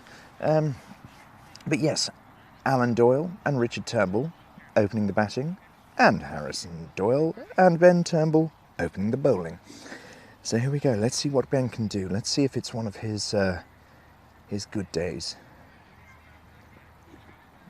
Good line, but length not quite right, and Dad batters it down to cafe corner, and it's gone for 4 runs. And that's going to sting a bit. I think he probably knows it as well. So I'm back, everybody. I hope you can hear me, and feel free to chat.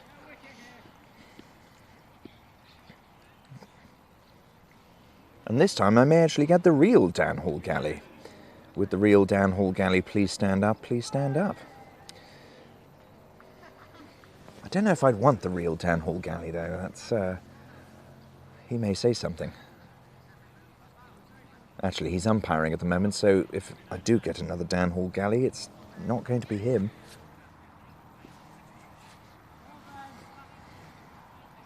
Well, this is...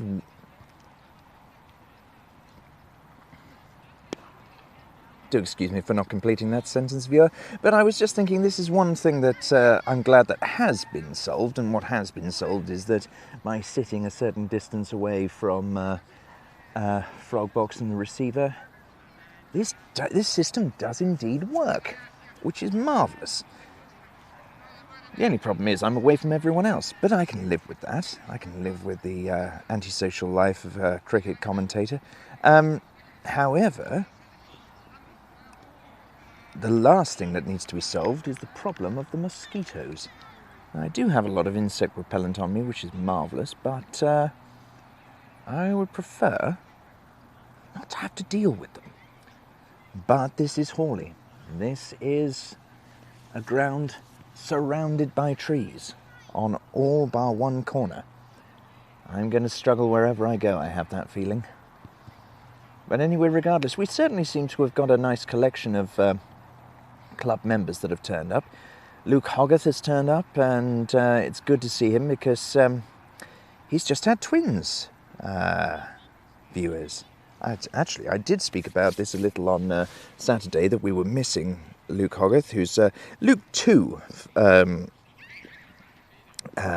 within the club. Luke 2, not because he was the second person to arrive, or second Luke to arrive at the club, but because he's twice the size of Luke 1, who was the first person to arrive at the club, but that was a ball that was clubbed just then by Richard Turnbull off the bowling of Harrison Doyle. Now, Harrison he's an intriguing lad.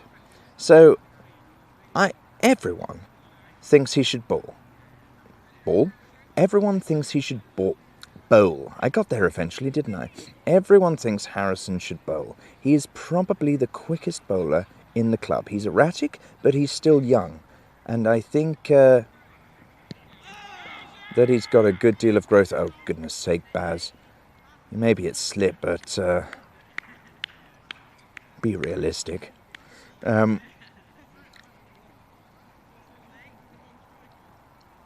So yes, Harrison is most probably the quickest bowler in the club at the moment. Probably quicker than Isaac, quicker than, well, definitely quicker than me.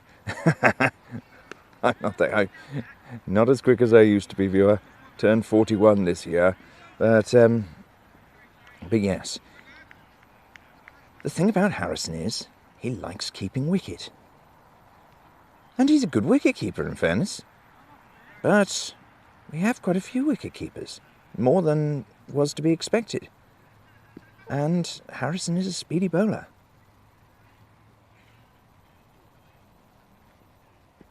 Oh, goodness me, as that delivery to his dad shows. Alan Doyle, MVP of the club. Club's top batsman. Totally missed that delivery. Totally missed it. And it beat him for pace.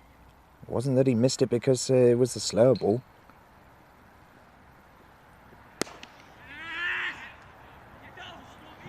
Oh, goodness me, there was a quick single there.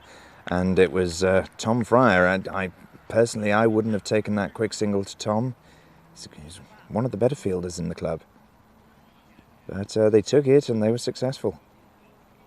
And brings Richard Turnbull back onto strike against Harrison Doyle. That's got to be wide, yes.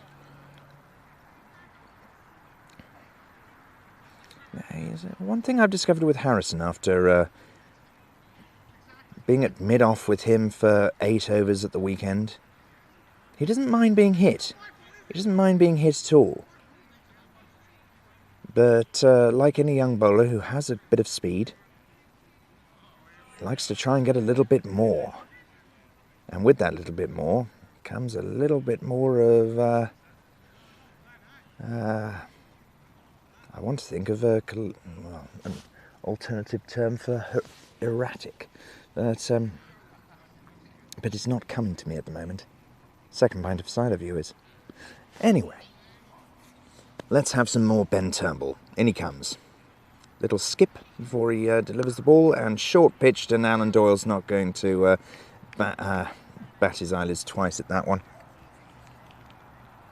He'll welcome it with open arms, club it, and it's gone for 4. Bit of a cross bat, but who cares? It's 4 runs. If the ball goes for 4, I need to come up with a rhyme to make that a worthy thing to say, frankly. Anyway, let's hope Ben can do better this time around. And it's moving in the air. Now, this is good to know. This is something we can work with Ben, that it's moving in the air. Now, like with many young bowlers of his age, I certainly suffered from this problem. Finding the run-up, finding the consistent run-up is one of Ben's issues. And because he skips, that's not really going to help matters at all. But, well, Ben can thank his lucky stars that the outfield hasn't been mowed, because that ball... Oh, my goodness me, and what a throw that was. And was that Tom Fryer? It was indeed. Goodness me. So, let me do a catch-up on that one. Ben bowls the ball outside of off stump. It's full of length. Great for Alan Doyle to do a gorgeous cover drive to it. Heads all the way to the boundary. Doesn't go over. Tom Fryer picks it up, throws it in, and it hits the stumps. How delightful. That's good cricket all round. I think Ben just wishes he'd bowled it a little straighter, then it wouldn't have got hit. But it was only 2 runs. It's only a dads versus lads, Ben. Now, come on. Get it on target.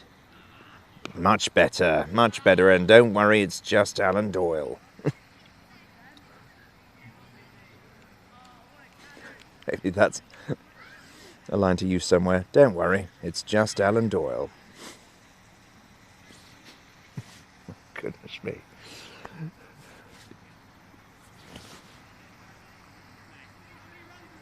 It's lovely. It's a real family affair with the Doyles here today. Wife has turned up.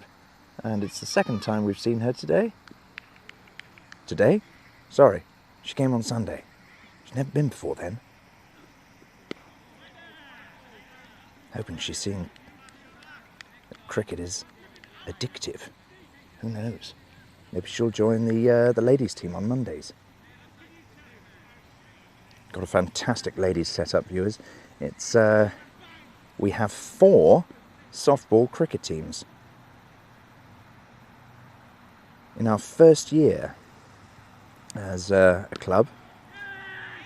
And a big shout out to Shaz Kwamar on that, because that's totally her responsibility. She managed in the very first week of training to find 41 people to come along and take part in a session. And we now have 4 ladies softball cricket teams. But there's always room for a fifth, if indeed you fancy coming along and joining. It's been the marvellous thing about joining this club, viewers, and I mean this from the bottom of my soul. Oh, goodness, as Smoking Joe is measuring his kilometre run-up. Actually, it doesn't look as if it's his full run-up. Might be, but it might not be. And there's a regular rub of the back. I never ever know whether Joe's injured or not. He's always sort of tweaking something as if he might be. Growing pains. Anyway. Swinking, and he gets battered by Alan Doyle. Too full. If that was a Yorker, it was not. It wasn't long enough. Hello, Tom.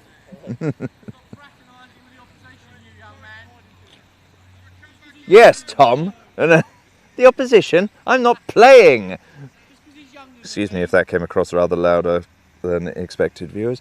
Jamie Pompey, who is now drinking. This I think is the dad's tactic, is to field first, not because they get an advantage over the lads, it's because that as soon as it comes to batting time, those that don't bat, like Jamie, or don't bat very much, can start drinking.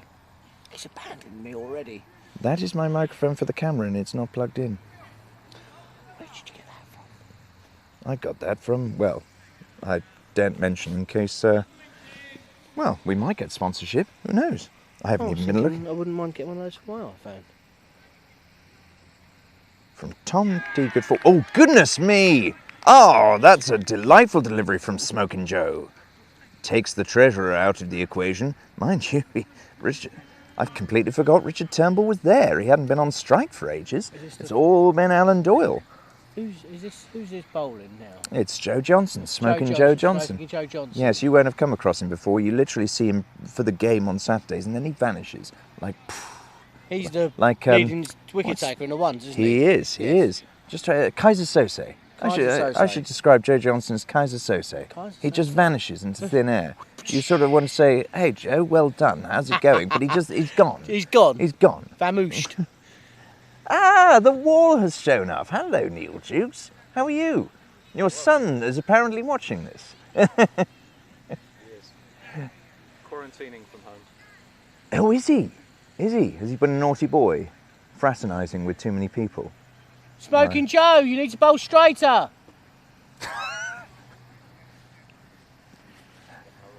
Well, there you go, Smoking Joe. If you're watching this on replay, you've just been told by Jamie Pompey what every bowler should really know. Yeah.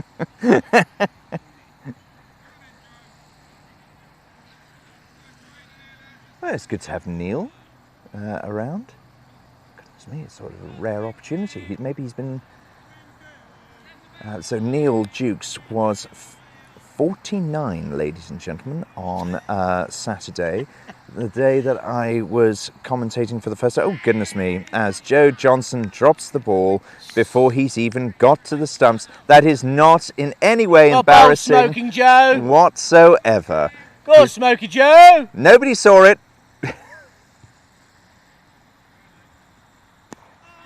Oh, bowling, Smoky Joe. And so we have Minas Kwamar come to the wicket. He of... he's a dangerous batsman at number 3. The demon bowler, who...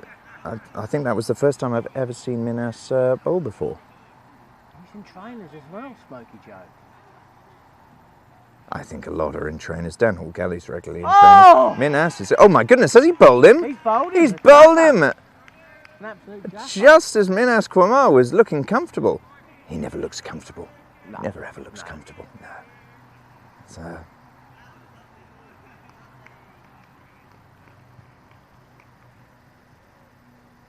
Bowling, Smoky. I live in eternal hope that one day we shall see Minas Kwamar score 20. I'm sorry, that was so harsh, viewer. I love Minas. He is an absolutely fantastic person.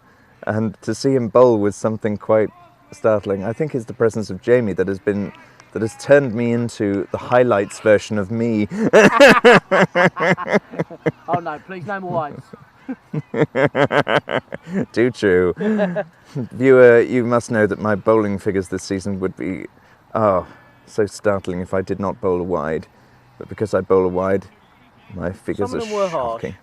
No, they were. Yeah, they were. All right, so the ball was swinging. The ball was swinging, and some of them were harsh.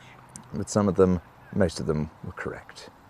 And Rosie's in now. Oh, goodness me! That ball really must be moving out there. I mean, Smokin' Joe is known as the king of swing.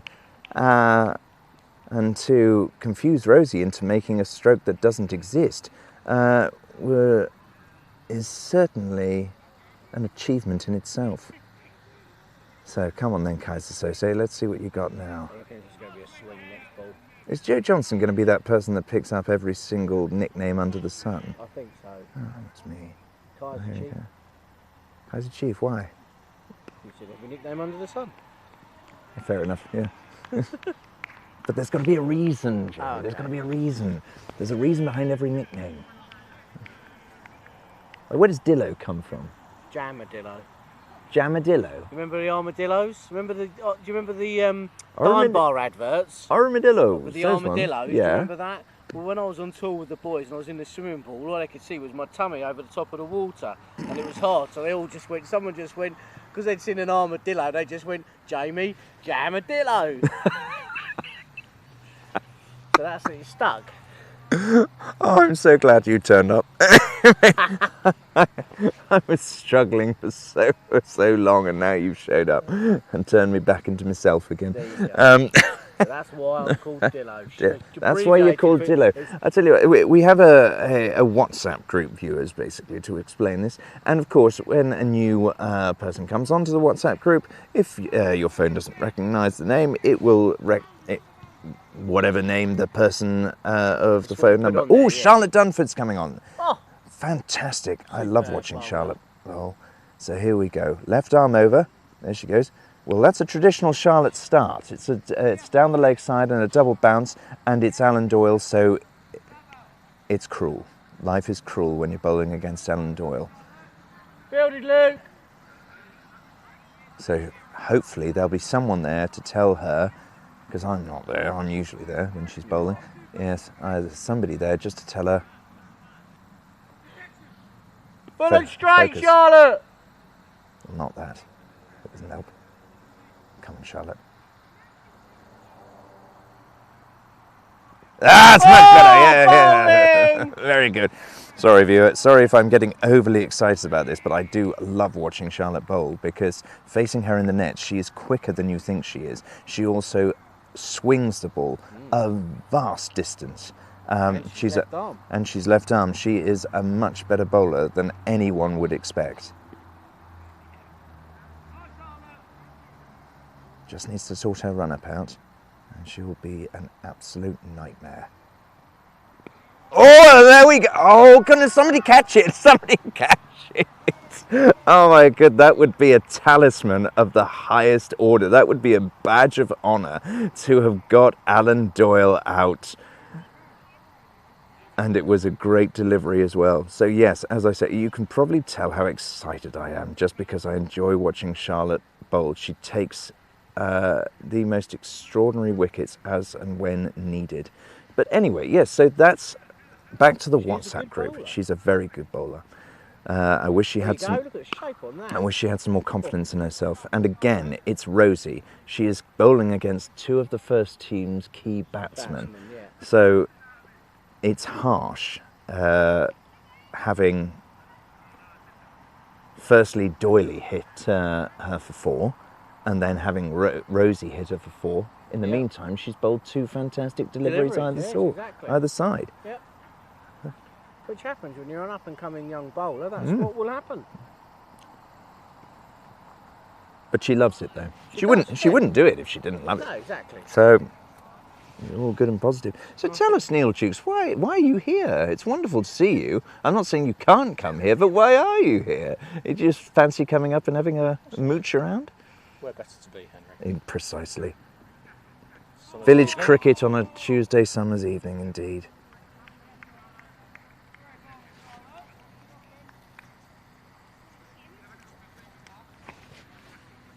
We're going to be playing in the dark somewhat. I think so too. As long as the camera can pick it up, though. It doesn't look Exactly. dark within the camera. In the camera, it looks like no excuses. It looks nice, doesn't it? Very, very nice. Good form in the slips. Oh, probably meaning Baz. I'm glad the good form in the slips gives you delight, Tom D. It wasn't a no ball. It wasn't a no ball. Well, that's a bit harsh. I didn't think it was a no ball. Well, it's Dan Hall-Gelly, and he believes that mid-off is covers. Would you like a beer, Neil? No, I'm good, thank you. Sure? Yeah. You alright? Good. For the moment. For the moment. Call me in a little bit.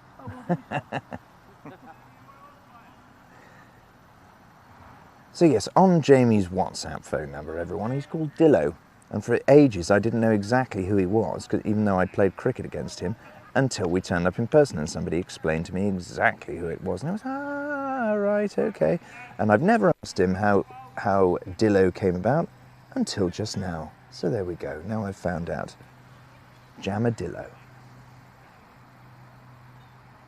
Jack Crumley coming on to bowl now. Well, this is good. So he didn't, unfortunately underachieved in the batting department, even though I do enjoy watching him bat. And now let's see what he can do with the bowl. Every now and then he manages to fly one over the top of it, so let's see if he can keep it on deck.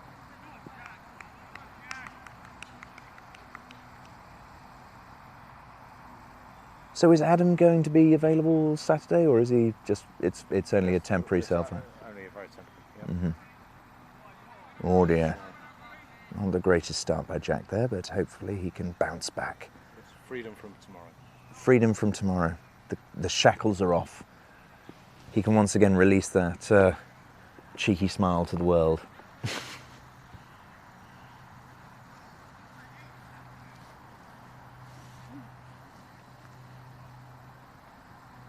Oh, did the right thing though. Run up, missy run up. Throw it off, start again.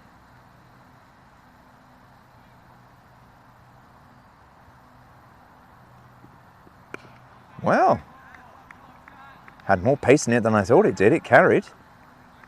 Pitched very short, but carried all the way to Alan Doyle and made him play it as a defensive shot. That I would describe as an achievement.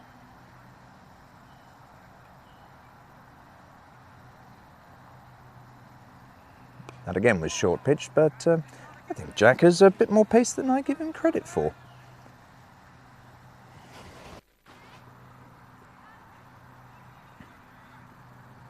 By the way, Neil, I was explaining to the viewers, because of course the commentary completely failed on Saturday. I was explaining to the viewers that on that very day you turned 49 and you scored a half century. So congratulations. Thank you. Thank you. Did you enjoy yourself? I know it was hot, but did you? It was very warm, but Yeah. Yeah, I thoroughly enjoyed myself. Because you Made up for being a year older. you had about 8 different partnerships, didn't you, or something along those lines? You were there Maybe quite not some that many. time. Maybe 4 or 5. Chief one with Yogi, but so that's a firm strike, but well fielded by Cam Ryan at mid-on. And this is a rather tidy over from Jack Crumley at the moment. I mean, a bit wayward bowling-wise, but they haven't been able to score. Not too much anyway. So rather useful in preventing the run chase. Target of 136, if I hadn't already mentioned, or if you hadn't noticed.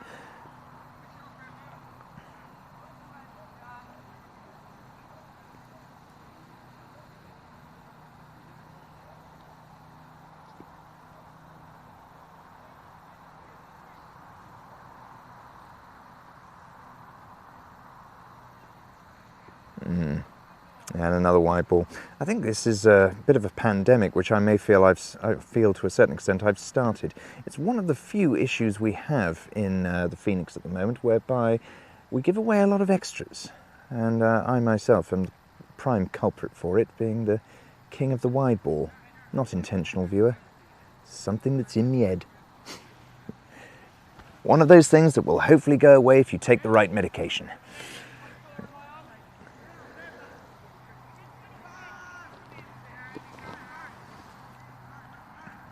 And there we go. Alan Doyle retires, I think, as everyone expected that he would.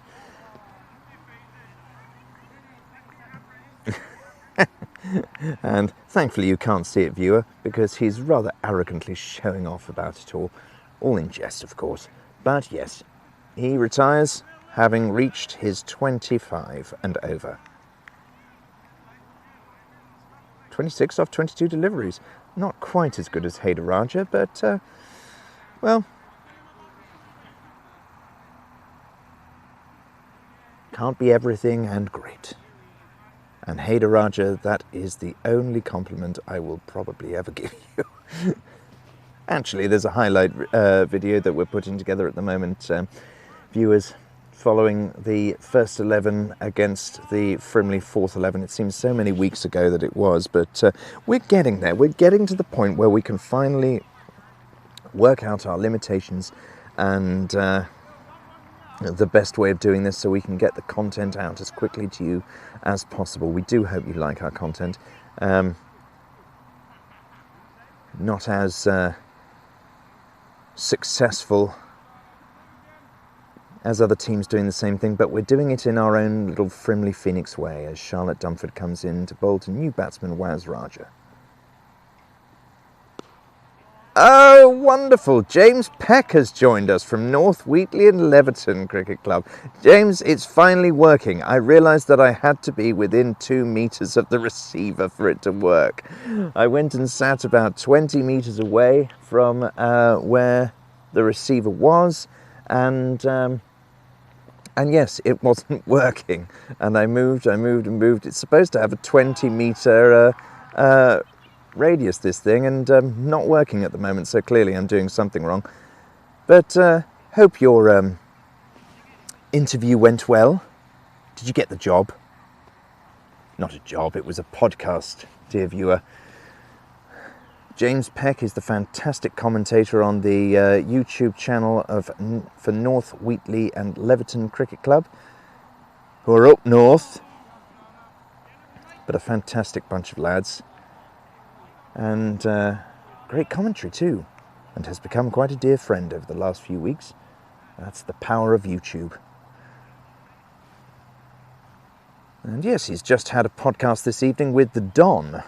I say the Don, I mean Dan Allen of Sanderstead Cricket Club. And really he has shown the way for all of us to go. Yeah.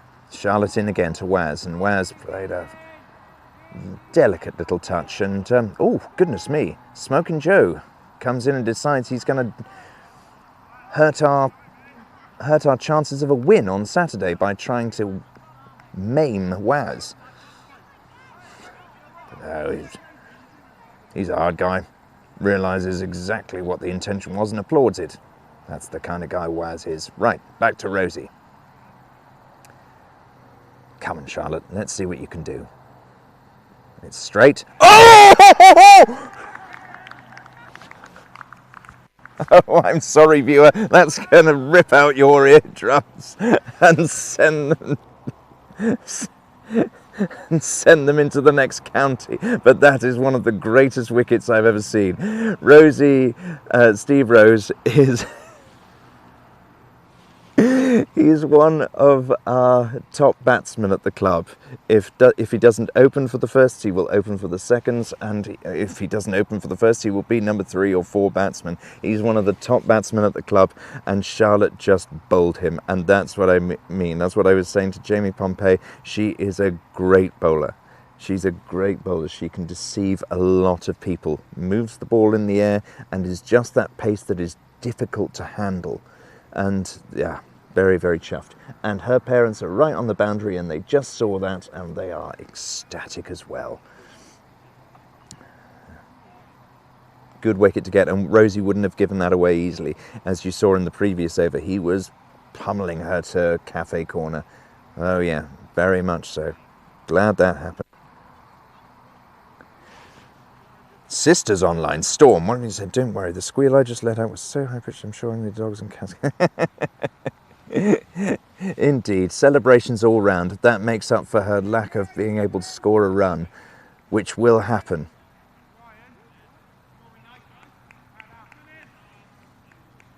I think there should be a full page spread in our magazine when Charlotte scores her first run. I think we should save the match ball, frame it, imprint it, make it into an award. Oh, goodness me.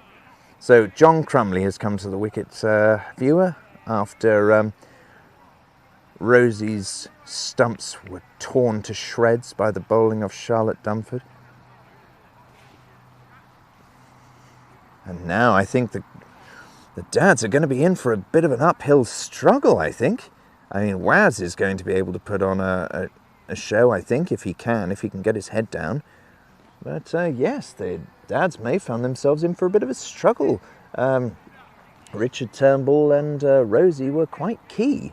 I mean, there's still Ryan Balgobin to come. I'm just looking across my shoulder to see who is there. But, well, half of them are lathered up with the finest alcohol available from the Blackwater and Hawley Bar. So it's going to be difficult to know exactly who can actually hold a bat, let alone who can score the winning runs. Well, I guess we'll just have to wait and see. In comes Jack Crumley once again. Bowling at just the right time. He'll get to bowl to his dad here.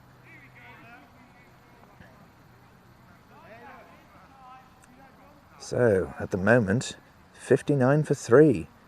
I tell you what, viewer, it's going to be tight. It's going to be tight. They knew they were giving away 25 runs to Alan Doyle, and probably to Richard Turnbull, and probably even to Waz.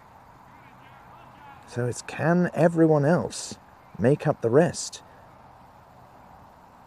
Sorry, I completely neglected. Oh, goodness me, that had some good away swing.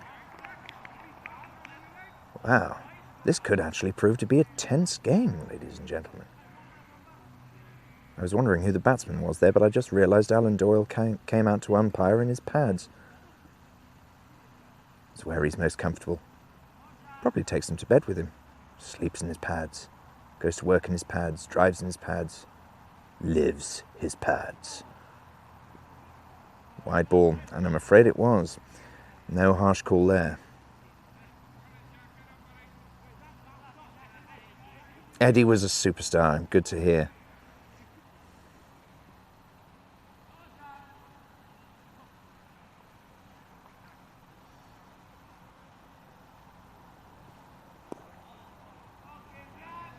Marvellous. So, John Crumley gets that away to square leg, and young Wills, who's still fielding, clearly fielding for both sides. Oscar's had enough and has gone off and is now tallying up the scoreboard. Wills is still going. I think he's spending about an over with each fielder in turn. And if he likes the fielder, you know, because he'll be back with them the next over. Good defensive shot there from Waz. And Jack's really having a good time of it at the moment. It's not as accurate as he would like,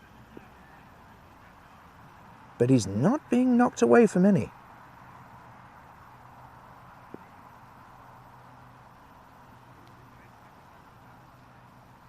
And again, close to the stumps, not wide. Got Waz playing, which is the ideal thing to do. Certainly got Ash working.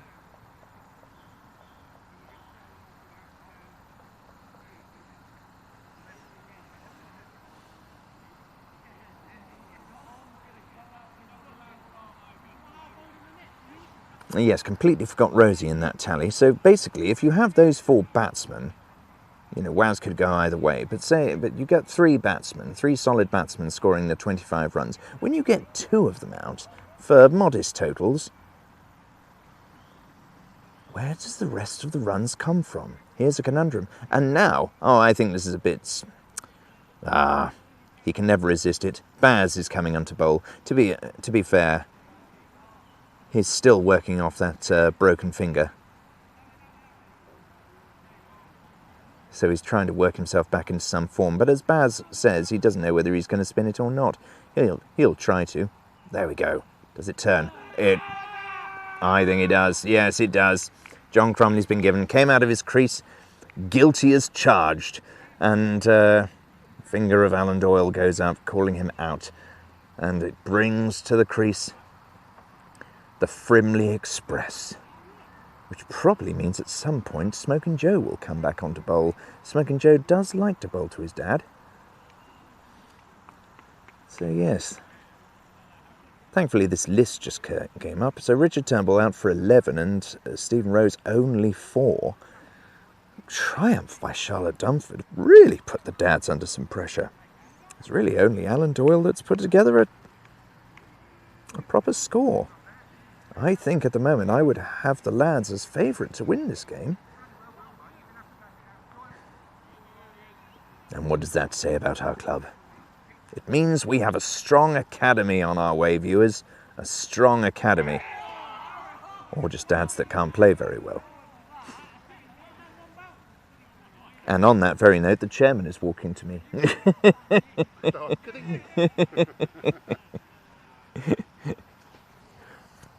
You had fun with the wicket keeper's gloves on this evening? Nearly took a second one.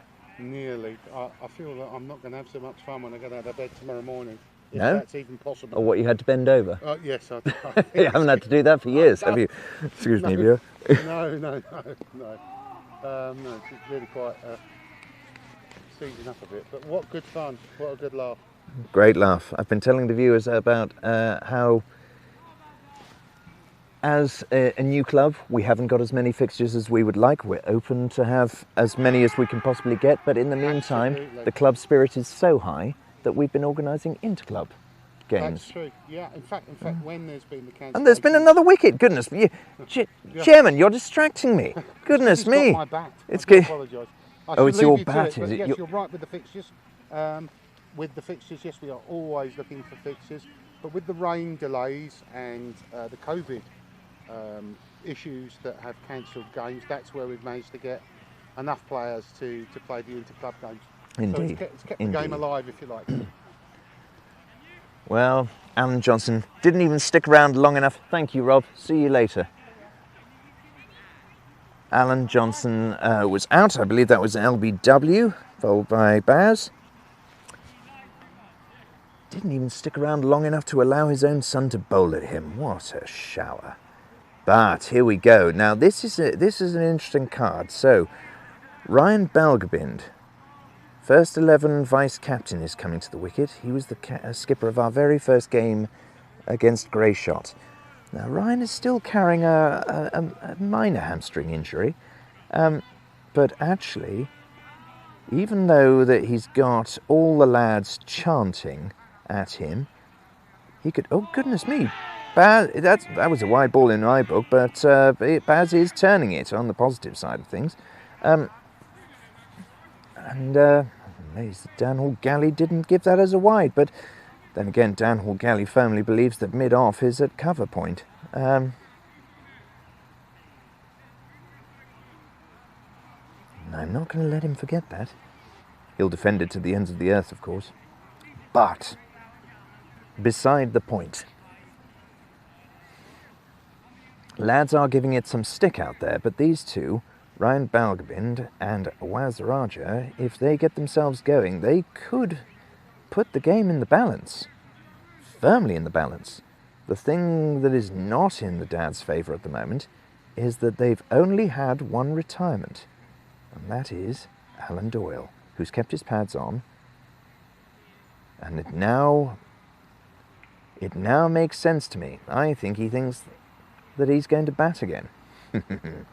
But another change of bowler. Here we go, Kian Balgabind. And you'll see probably why I describe him as a viper, because he goes from 0 to 60 in no time at all. The most intriguing run-up.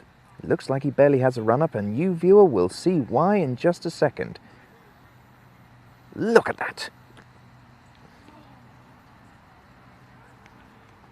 the advice that I think people like Michael Holding would give to him is just take a longer run-up and gather the speed slowly, as opposed to quickly like that, but he sees no need. Ah. Third lap. Third lap. Steps in. Good plan. Good plan. Have you got the watch on to check? Good, good. That's why Neil Jukes came here this evening. He fancied a walk.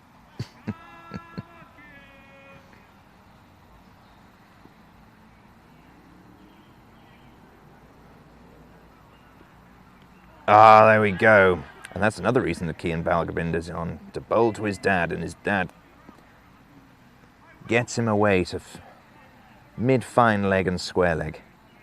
Only for a single, though. Tom Fryer tossing the ball back to Cian Balgabind. We wait whilst there's a minor readjustment. Charging in once again, and oh, that's way down leg side. Yes, that's got to be called a wide.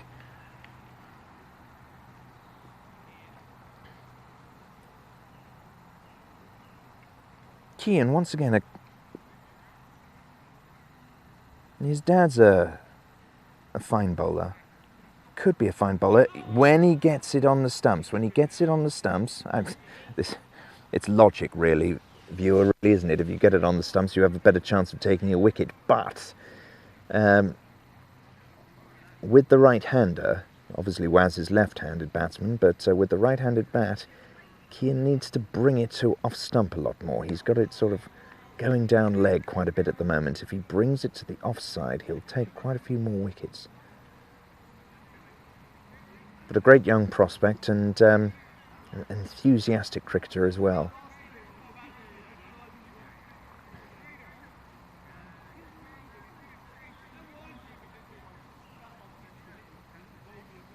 I think Baz is potentially offering Hayder the opportunity to bowl. Now Hayder, again, if you viewed our highlights videos, viewers, you'll think Hayder isn't much of a bowler. However, he's been bowling a lot in the nets lately and has a very strange flip to his action, where it's one of those Paul Adams-like deliveries where the whole body lurches forward.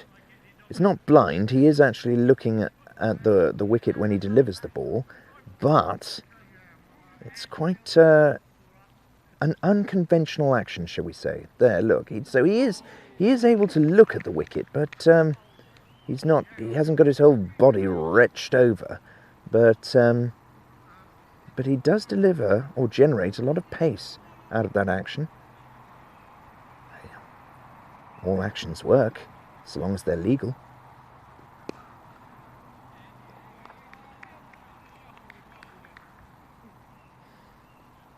I haven't faced him in the nets yet, so I couldn't actually tell you whether he turns the ball or not. It looks like he is trying to turn it.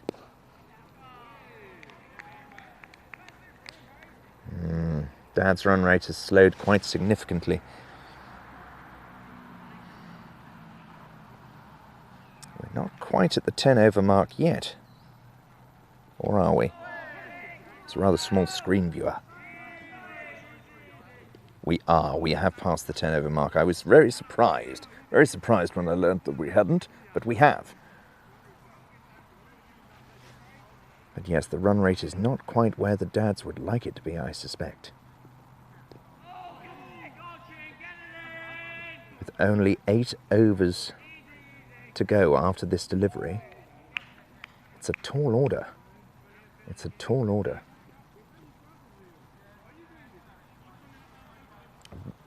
Batting to come, we've got Jamie Pompey, we have the chairman, of course, he's all padded up now, Dan Hall-Galley, he's put his pads on, and of course there's still Alan Doyle to come back in.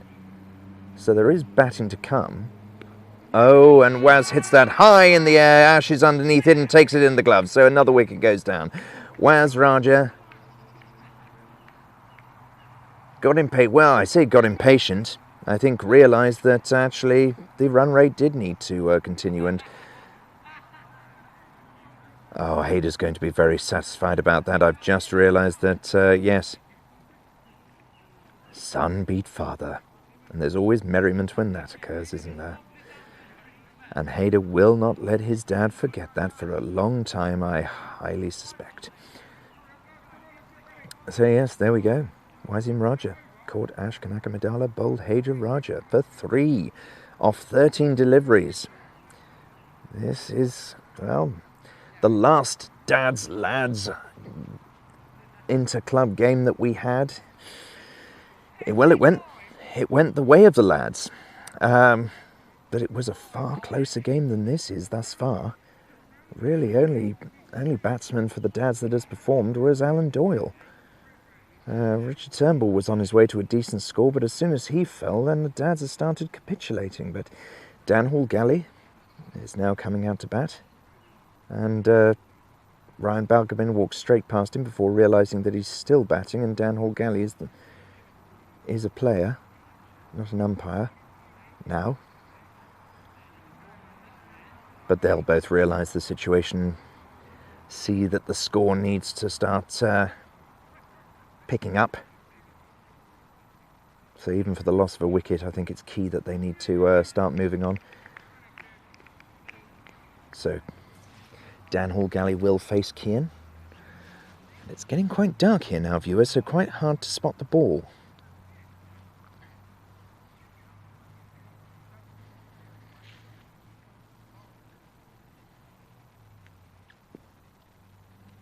We are using a pink ball, and in my experience, they do swing a bit more, but not when you bowl them wide.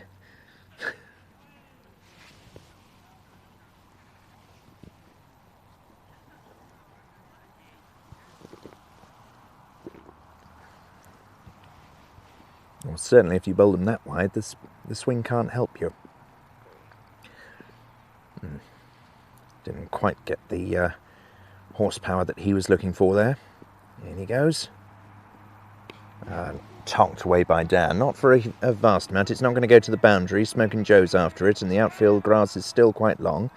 But they'll get 2. And Dan's off the mark.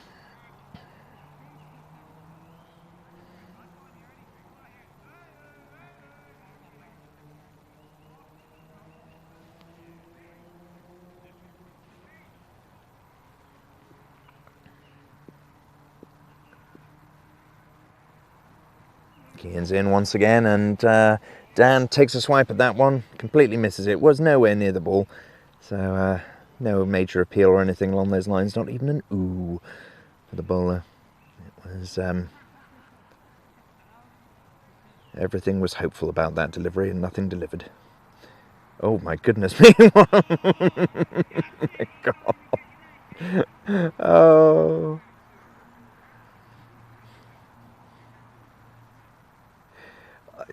I don't even know what to say about that.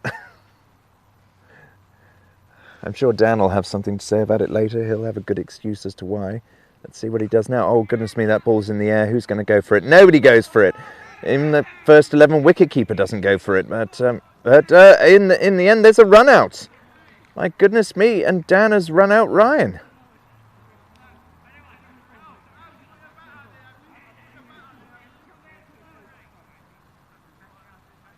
Oh, goodness.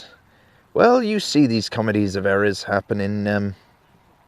that's going to need a slow-mo replay. You can't see from the... This is the drawback of the Frogbox camera, I'm afraid, viewer, that Ryan Balgobin just made a statement by throwing a fake tantrum, which was highly amusing. But I can only describe it to you and say, you had to be there. It was real funny. Well, in comes Jamie Pompey. So yes, a complete calamity of errors there. Obviously, knowing the run rate had to be swiftly moved along. Dan hit the ball, it went up in the air. Harrison Doyle was underneath it, didn't go for it. It came down. But in the meantime, I think Ryan and Dan had decided to go for a run. The ball was very sensibly picked up and ran to the wicket. And so that brings Jamie Pompey, who is the second to last batsman. Then there's Rob Fryer, and then we'll see Alan Doyle come back, I imagine. But Jamie as a batsman is, from what I know, an undisclosed quantity. So he may surprise us here. But I have a feeling, from the way that Alan Doyle's looking, that he's going to ask someone to come and umpire soon, because I think he has a feeling that he may be needed again, and I wouldn't be surprised if he wasn't. There's still 7 overs to go here. Well, it was getting to the point where I thought it was going to get quite close and a little tense, but the lads are very much in solid control of this game now. I think the Dads have just run out of batsmen. 2 of their key bats did not score. In fairness to Richard Turnbull, he's still carrying an injury. And Rosie came up against the might of Charlotte Dunford. Then otherwise it's just been a bit of a calamity of errors. Cam Ryan on to bowl now. Not the greatest start from Cam, but if I remind you, you viewers, of something I said earlier, he again is a bowler who is harder than he looks to face. Slightly slower than a lot of the other youth bowlers that we have, and youth bowlers in general, but he turns the ball. I have a feeling I personally believe he should bowl spin, because he turns it particularly well and is incredibly difficult to face. I'm still working on that, viewer. More to follow in the years ahead. Oh, goodness me. I think that was just a miss from Dan. Mine a bit of incompetence. Something that he'll admit to.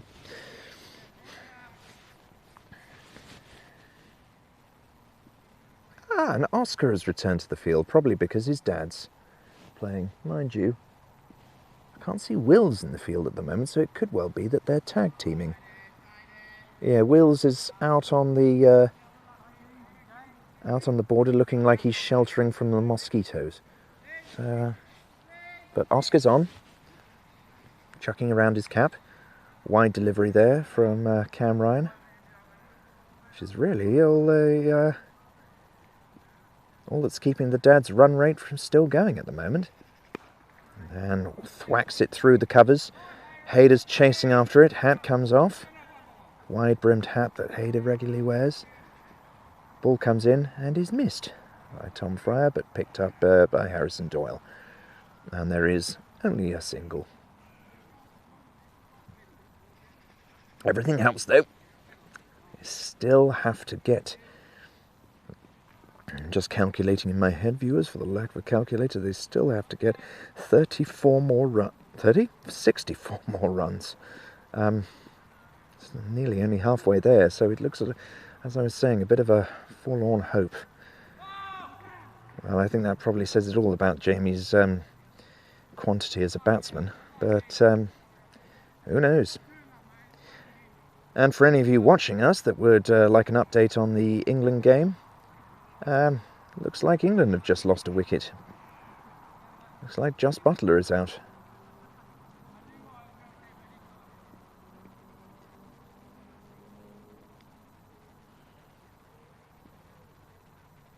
As in comes Cam Ryan. Why would you want to watch an England-Pakistan game when you can be watching the best of the Frimley Phoenix Dads versus Lads special?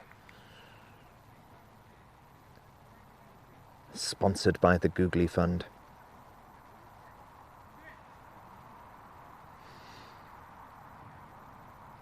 So, at the end of a very positive over from Cam Ryan, it is 73 for 7.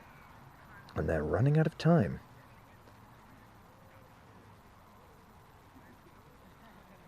I'd almost say it'd probably be an idea to get a couple of batsmen out and get Alan Doyle back in. That might be the one tactic that the Dads have left. And just hope that whoever is in with Alan Doyle stays with him. Because this isn't last man standing. It's proper cricket. Anyway, Tom the Bomb Fryer onto bowl. Let's see what he can do. And Dan, again, switch hits. But it comes off this time. He connects. Oh, if only I connected with the ball like that on Sunday. And I think that might even come from boundary. No, it hasn't. So Jack Frimley picks it up and throws it back in. Didn't go for a boundary.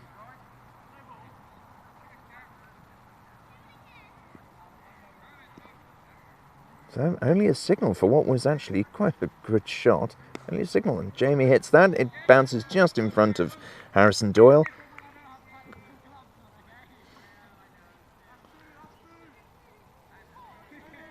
Well, it fell just in front of Harrison Doyle there, and the excuse is it's quite a difference from when I have pads and gloves on. Well, the rest of us don't get any pads and gloves. The wicketkeeper's so special. Oh. Tom's not bowling too badly at the moment. I think Jamie and Dan have just realised what the current situation is, and so, but it's boundaries have got to come. Boundaries. Oh my goodness, now that is a clout from Dan, but as has been accustomed with his shots thus far, it went up in the air as opposed to those height but not distance. And again, only takes a signal. Signal? Single. I need to put my teeth in and do my vocal warm-ups for the next of these broadcast viewers. I have to say, though, I am missing playing, which is a good sign for me, as Jamie clouts it through to on square side. That's another thing I need to remind myself as well. What are our fielding positions? I know most of them, which is a relief, but I may even print off a map to have just in front of me, on my knee. So in the future, viewers, when there is a home game, which I'm playing in with Frogbox up, we know from this current system that we have that I'm able to commentate, if indeed you like my commentary. I'm able to commentate on the batting when I'm not batting. Fielding is indeed another matter entirely, as I wasn't even in the field and I'd made my way around 20 metres, if that, around the ground, and suddenly we lost signal. Says it goes up to 80 metres, 70 metres. Says it goes up to 70 metres distance, this microphone. But it didn't. Most frustrating. At least then, when I'm effing and blinding because I can't get my line right, it won't be able to pick it up because it's out of range. We shall see. I'm sure we'll be able to work it out. Oh, goodness me, that's the one from Cam Ryan that doesn't turn, and Dan completely missed it. It's down the leg side anyway, but still. I wonder what Wills is doing over there.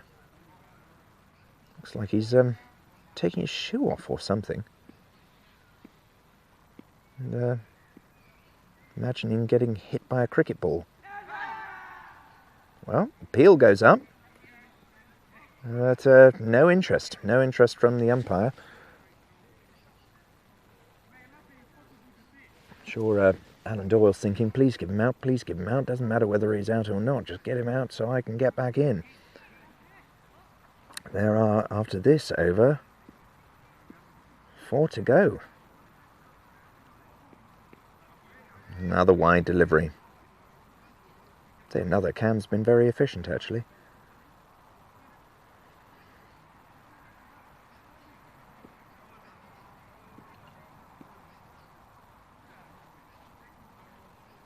And he comes again. Leg side delivery, and it's a wide ball called this time. I think that's probably fair. It's a 2020. Things should be tighter. Tighter to the wicket, as they would. Anybody out there who plays cricket on Saturdays, Sundays, and 2020s knows that there's rules for each. Oh goodness, Dan is switch hitting again. Well, I say he's switch hitting. He lined up as a left-handed bat, then turned back to a right-handed bat. Seems a little futile to me, considering he missed the ball. If he'd hit it, it's one thing.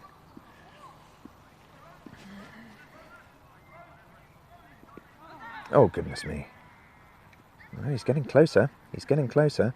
You can definitely see the intent with Dan, but not quite sure it's coming off as the sun continues to fall around Hawley. It's a wonderful thing about this Hawley ground of ours in the evenings. Because of the surround, the woodland surround that we have, when the sun finally drifts down, there is a wonderful jagged skyline that we have, where the hazy blue drifts between the summer leaves. I'm trying to be poetic, viewer, but it's not quite coming off.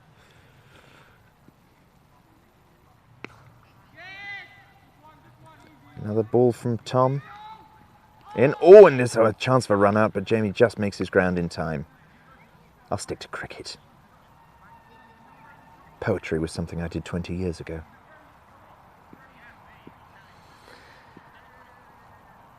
So, the Dads have moved on to 81 for 7. It's still well below.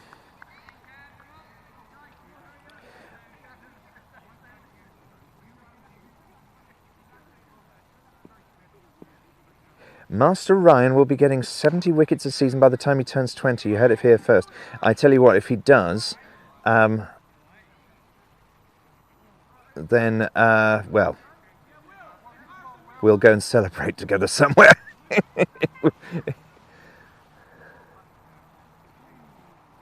I will be rejoicing, because actually when I first saw Cam Ryan,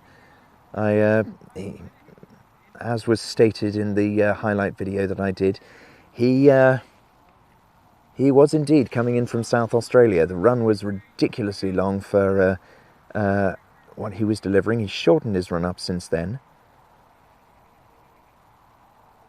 but he is one of those very tricky bowlers to face.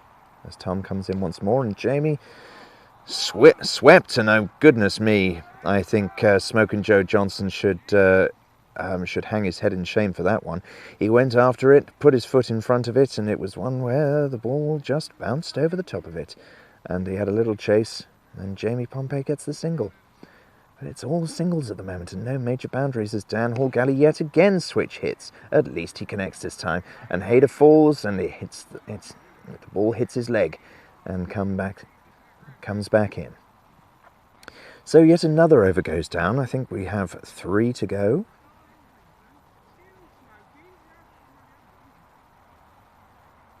If I'm right, it's either 3 overs to go. 18 deliveries in total. And there's way too many runs to get, so if they want, and Charlotte is coming back onto bowl, so that just rules anything out of the equation.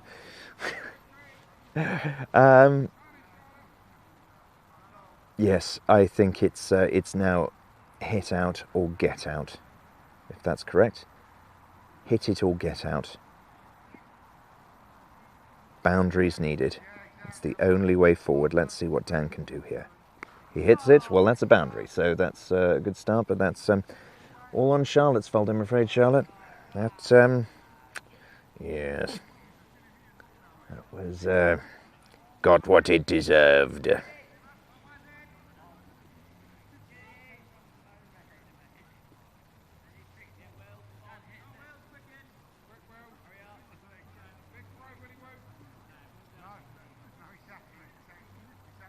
Ball's finally got back.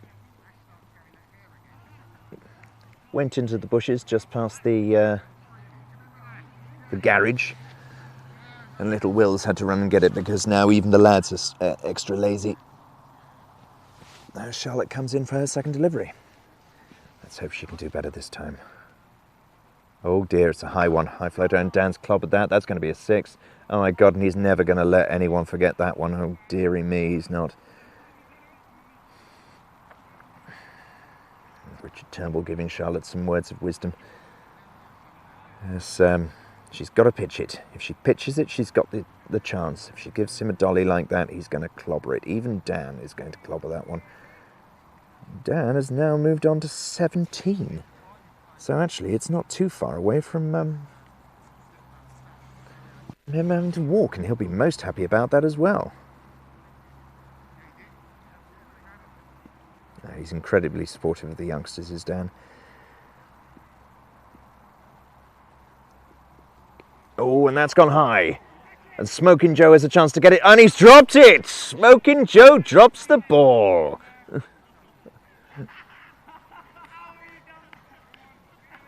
That is... Oh, I actually think it's hit him in the delicate spot. In the delicates. Yes. His knees are together. He's moving around as if it's he's been winded. It doesn't take Sherlock Holmes to deduce where he's been hit, especially now he's up and holding the spot in particular. Anyway, in comes Charlotte for another delivery. And Jamie this time hits the ball away. They only took a single that time. Oh, thank you very much, Tom D, for joining us. And please join again. Hopefully I'll be able to string a sentence together next time. Next time I'll have my pint of cider after I've decided to discuss the game. But thank you very much for joining us. And it's something that I've found I highly enjoy doing, and hopefully can continue more often to do it. Charlotte delivers another single that goes away, and amazingly Joe has managed to get himself running. Oh my goodness, but I think a combination of both him and Wills, young Wills, have nudged the ball over the boundary, which is most unfortunate for Charlotte, and a great deal of help for the dads. Yes, all viewers, thank you so much for joining. It's I'm not signing off yet, don't worry. I'm just saying that this club is something that everyone who is a member of it deeply, deeply cares about, and it means a lot when somebody joins us who isn't a member of the club but just enjoys just the experience of us playing and me chatting, and hopefully you can gain the enthusiasm in my voice. But certainly it definitely helps. I totally see, James Peck, if you're still watching, why you grabbed someone to give you a hand, as, oh goodness me. So again, these are the limits of Frogbox, because this is an image, viewer, that I think no cricketer will ever expect to see again. So Smoking Joe is bowling to Dan Hall Galley off his short run up. Dan, I nearly called him Dan Hall there. Dan hit a cover drive to Hader, who is at cover drive, who pretty much had both Wills and Oscar hanging on to his cricketing whites. Turned out they didn't, but it looked as if they might do. But oh, Waz is already packing up to leave. Didn't want to hang around. Had enough. Ian Bentley, thank you ever so much for joining us. All the very, very best. And yes, I can imagine a lot of people are drifting off now, as it looks like this will turn out as a win for the lads. But it's great to have viewers full stop watching the chat. Watching the feed. Watching the game. Long may it continue. In comes Joe once more to bowling to Dan Hall Galley. Oh, goodness, and that was an interesting... Well, I'm surprised Ash didn't get to it, but I'm surprised he saw it. There's no light anymore. Very little light. The only light that really is available is the bright pink ball and the outside light of the bar calling us in for a pint. Oh goodness, that was impossible for Jack Crumley to get. It really is just too dark now to... That's what Smoking Joe is going to use as his excuse for not catching that dolly that was given to him by Dan Hall Galley. But yes, we are coming to the close here. It's not the final over as yet, but really I think, unless it's a boundary a ball from now on, it's looking very unlikely. And oh, Jamie isn't going to get that, but it's a wide ball, and a wide ball in in these late over games counts as a ball. Maybe Ash's hair got in his eyes. It could well have done. It has grown back. It is getting more like his beast mode phase. He did find a barber. Might need to go back to it.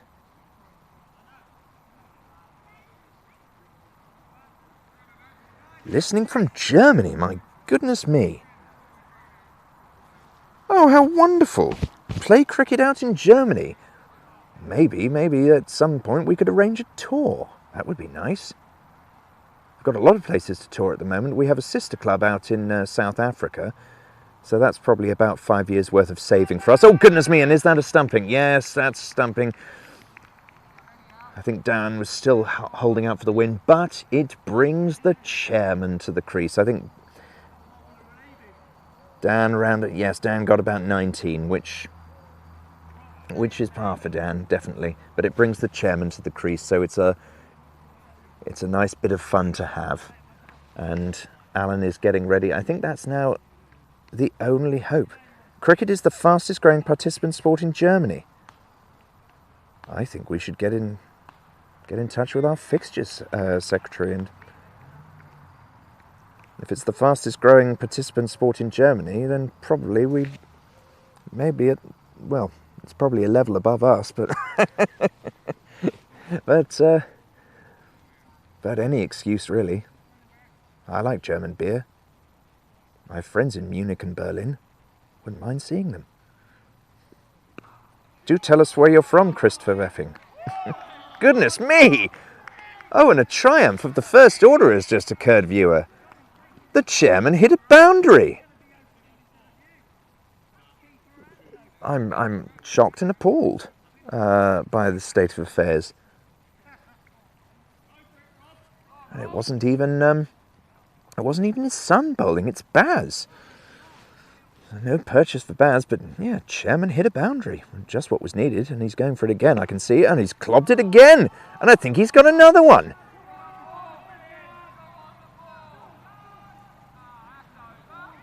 That must have gone over, surely. He was in the trees when he fielded that. Anyway, it's not like I'm rooting for the dads, but it kind of should be the...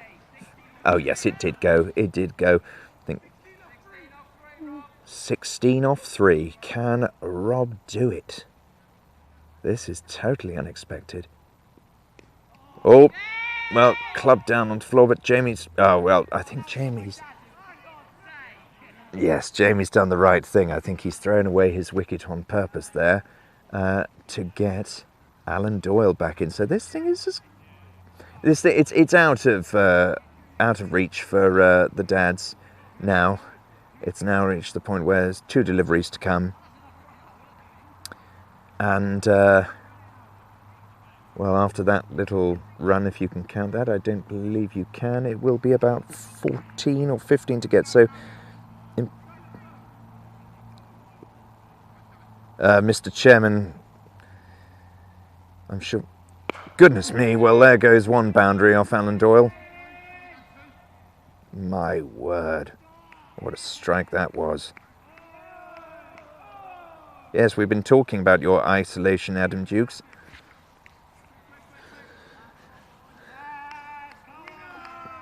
Glad to see you're spending it doing something useful. And here we go. I think this is the last delivery. Oh, well bowled by Baz, I think, but Smoking Joe was asleep. People were running from the other side of the boundary trying to get it because Joe was half asleep. It's past your bedtime, I think, Joe, isn't it? So there we go, viewers. A win for the lads, and they'll be sure to let the dads know about it. But spirited end, and it was such a wonderful surprise to see the chairman hit a couple of boundaries. Goodness, he's going to be thrilled about that, and thrilled to think that he's conned people into thinking he can give it a good biff. There's a Black Knight bat in Darmstadt. Well, there's a Black Knight bat here too, and I used it well on Sunday. But yes, certainly do, Christopher Weffing. Well, do leave your details below, and I shall pass on the information. Tell us where you're from, what your club is, and I'm sure we'll be able to at least talk about the idea. But viewers, Big Vaz is now coming to take down Frogbox, and considering the amount of mosquitoes that are around, I don't think that's a bad idea at all. So thank you very, very much for watching, and if you're watching this on repeat or something along those lines, again, thank you very much for watching and getting this far. And we shall certainly be doing more of this in the future. And with that, thanks very much. This has been Frimley Phoenix Television. Please like and subscribe. Take care. Ta-ra.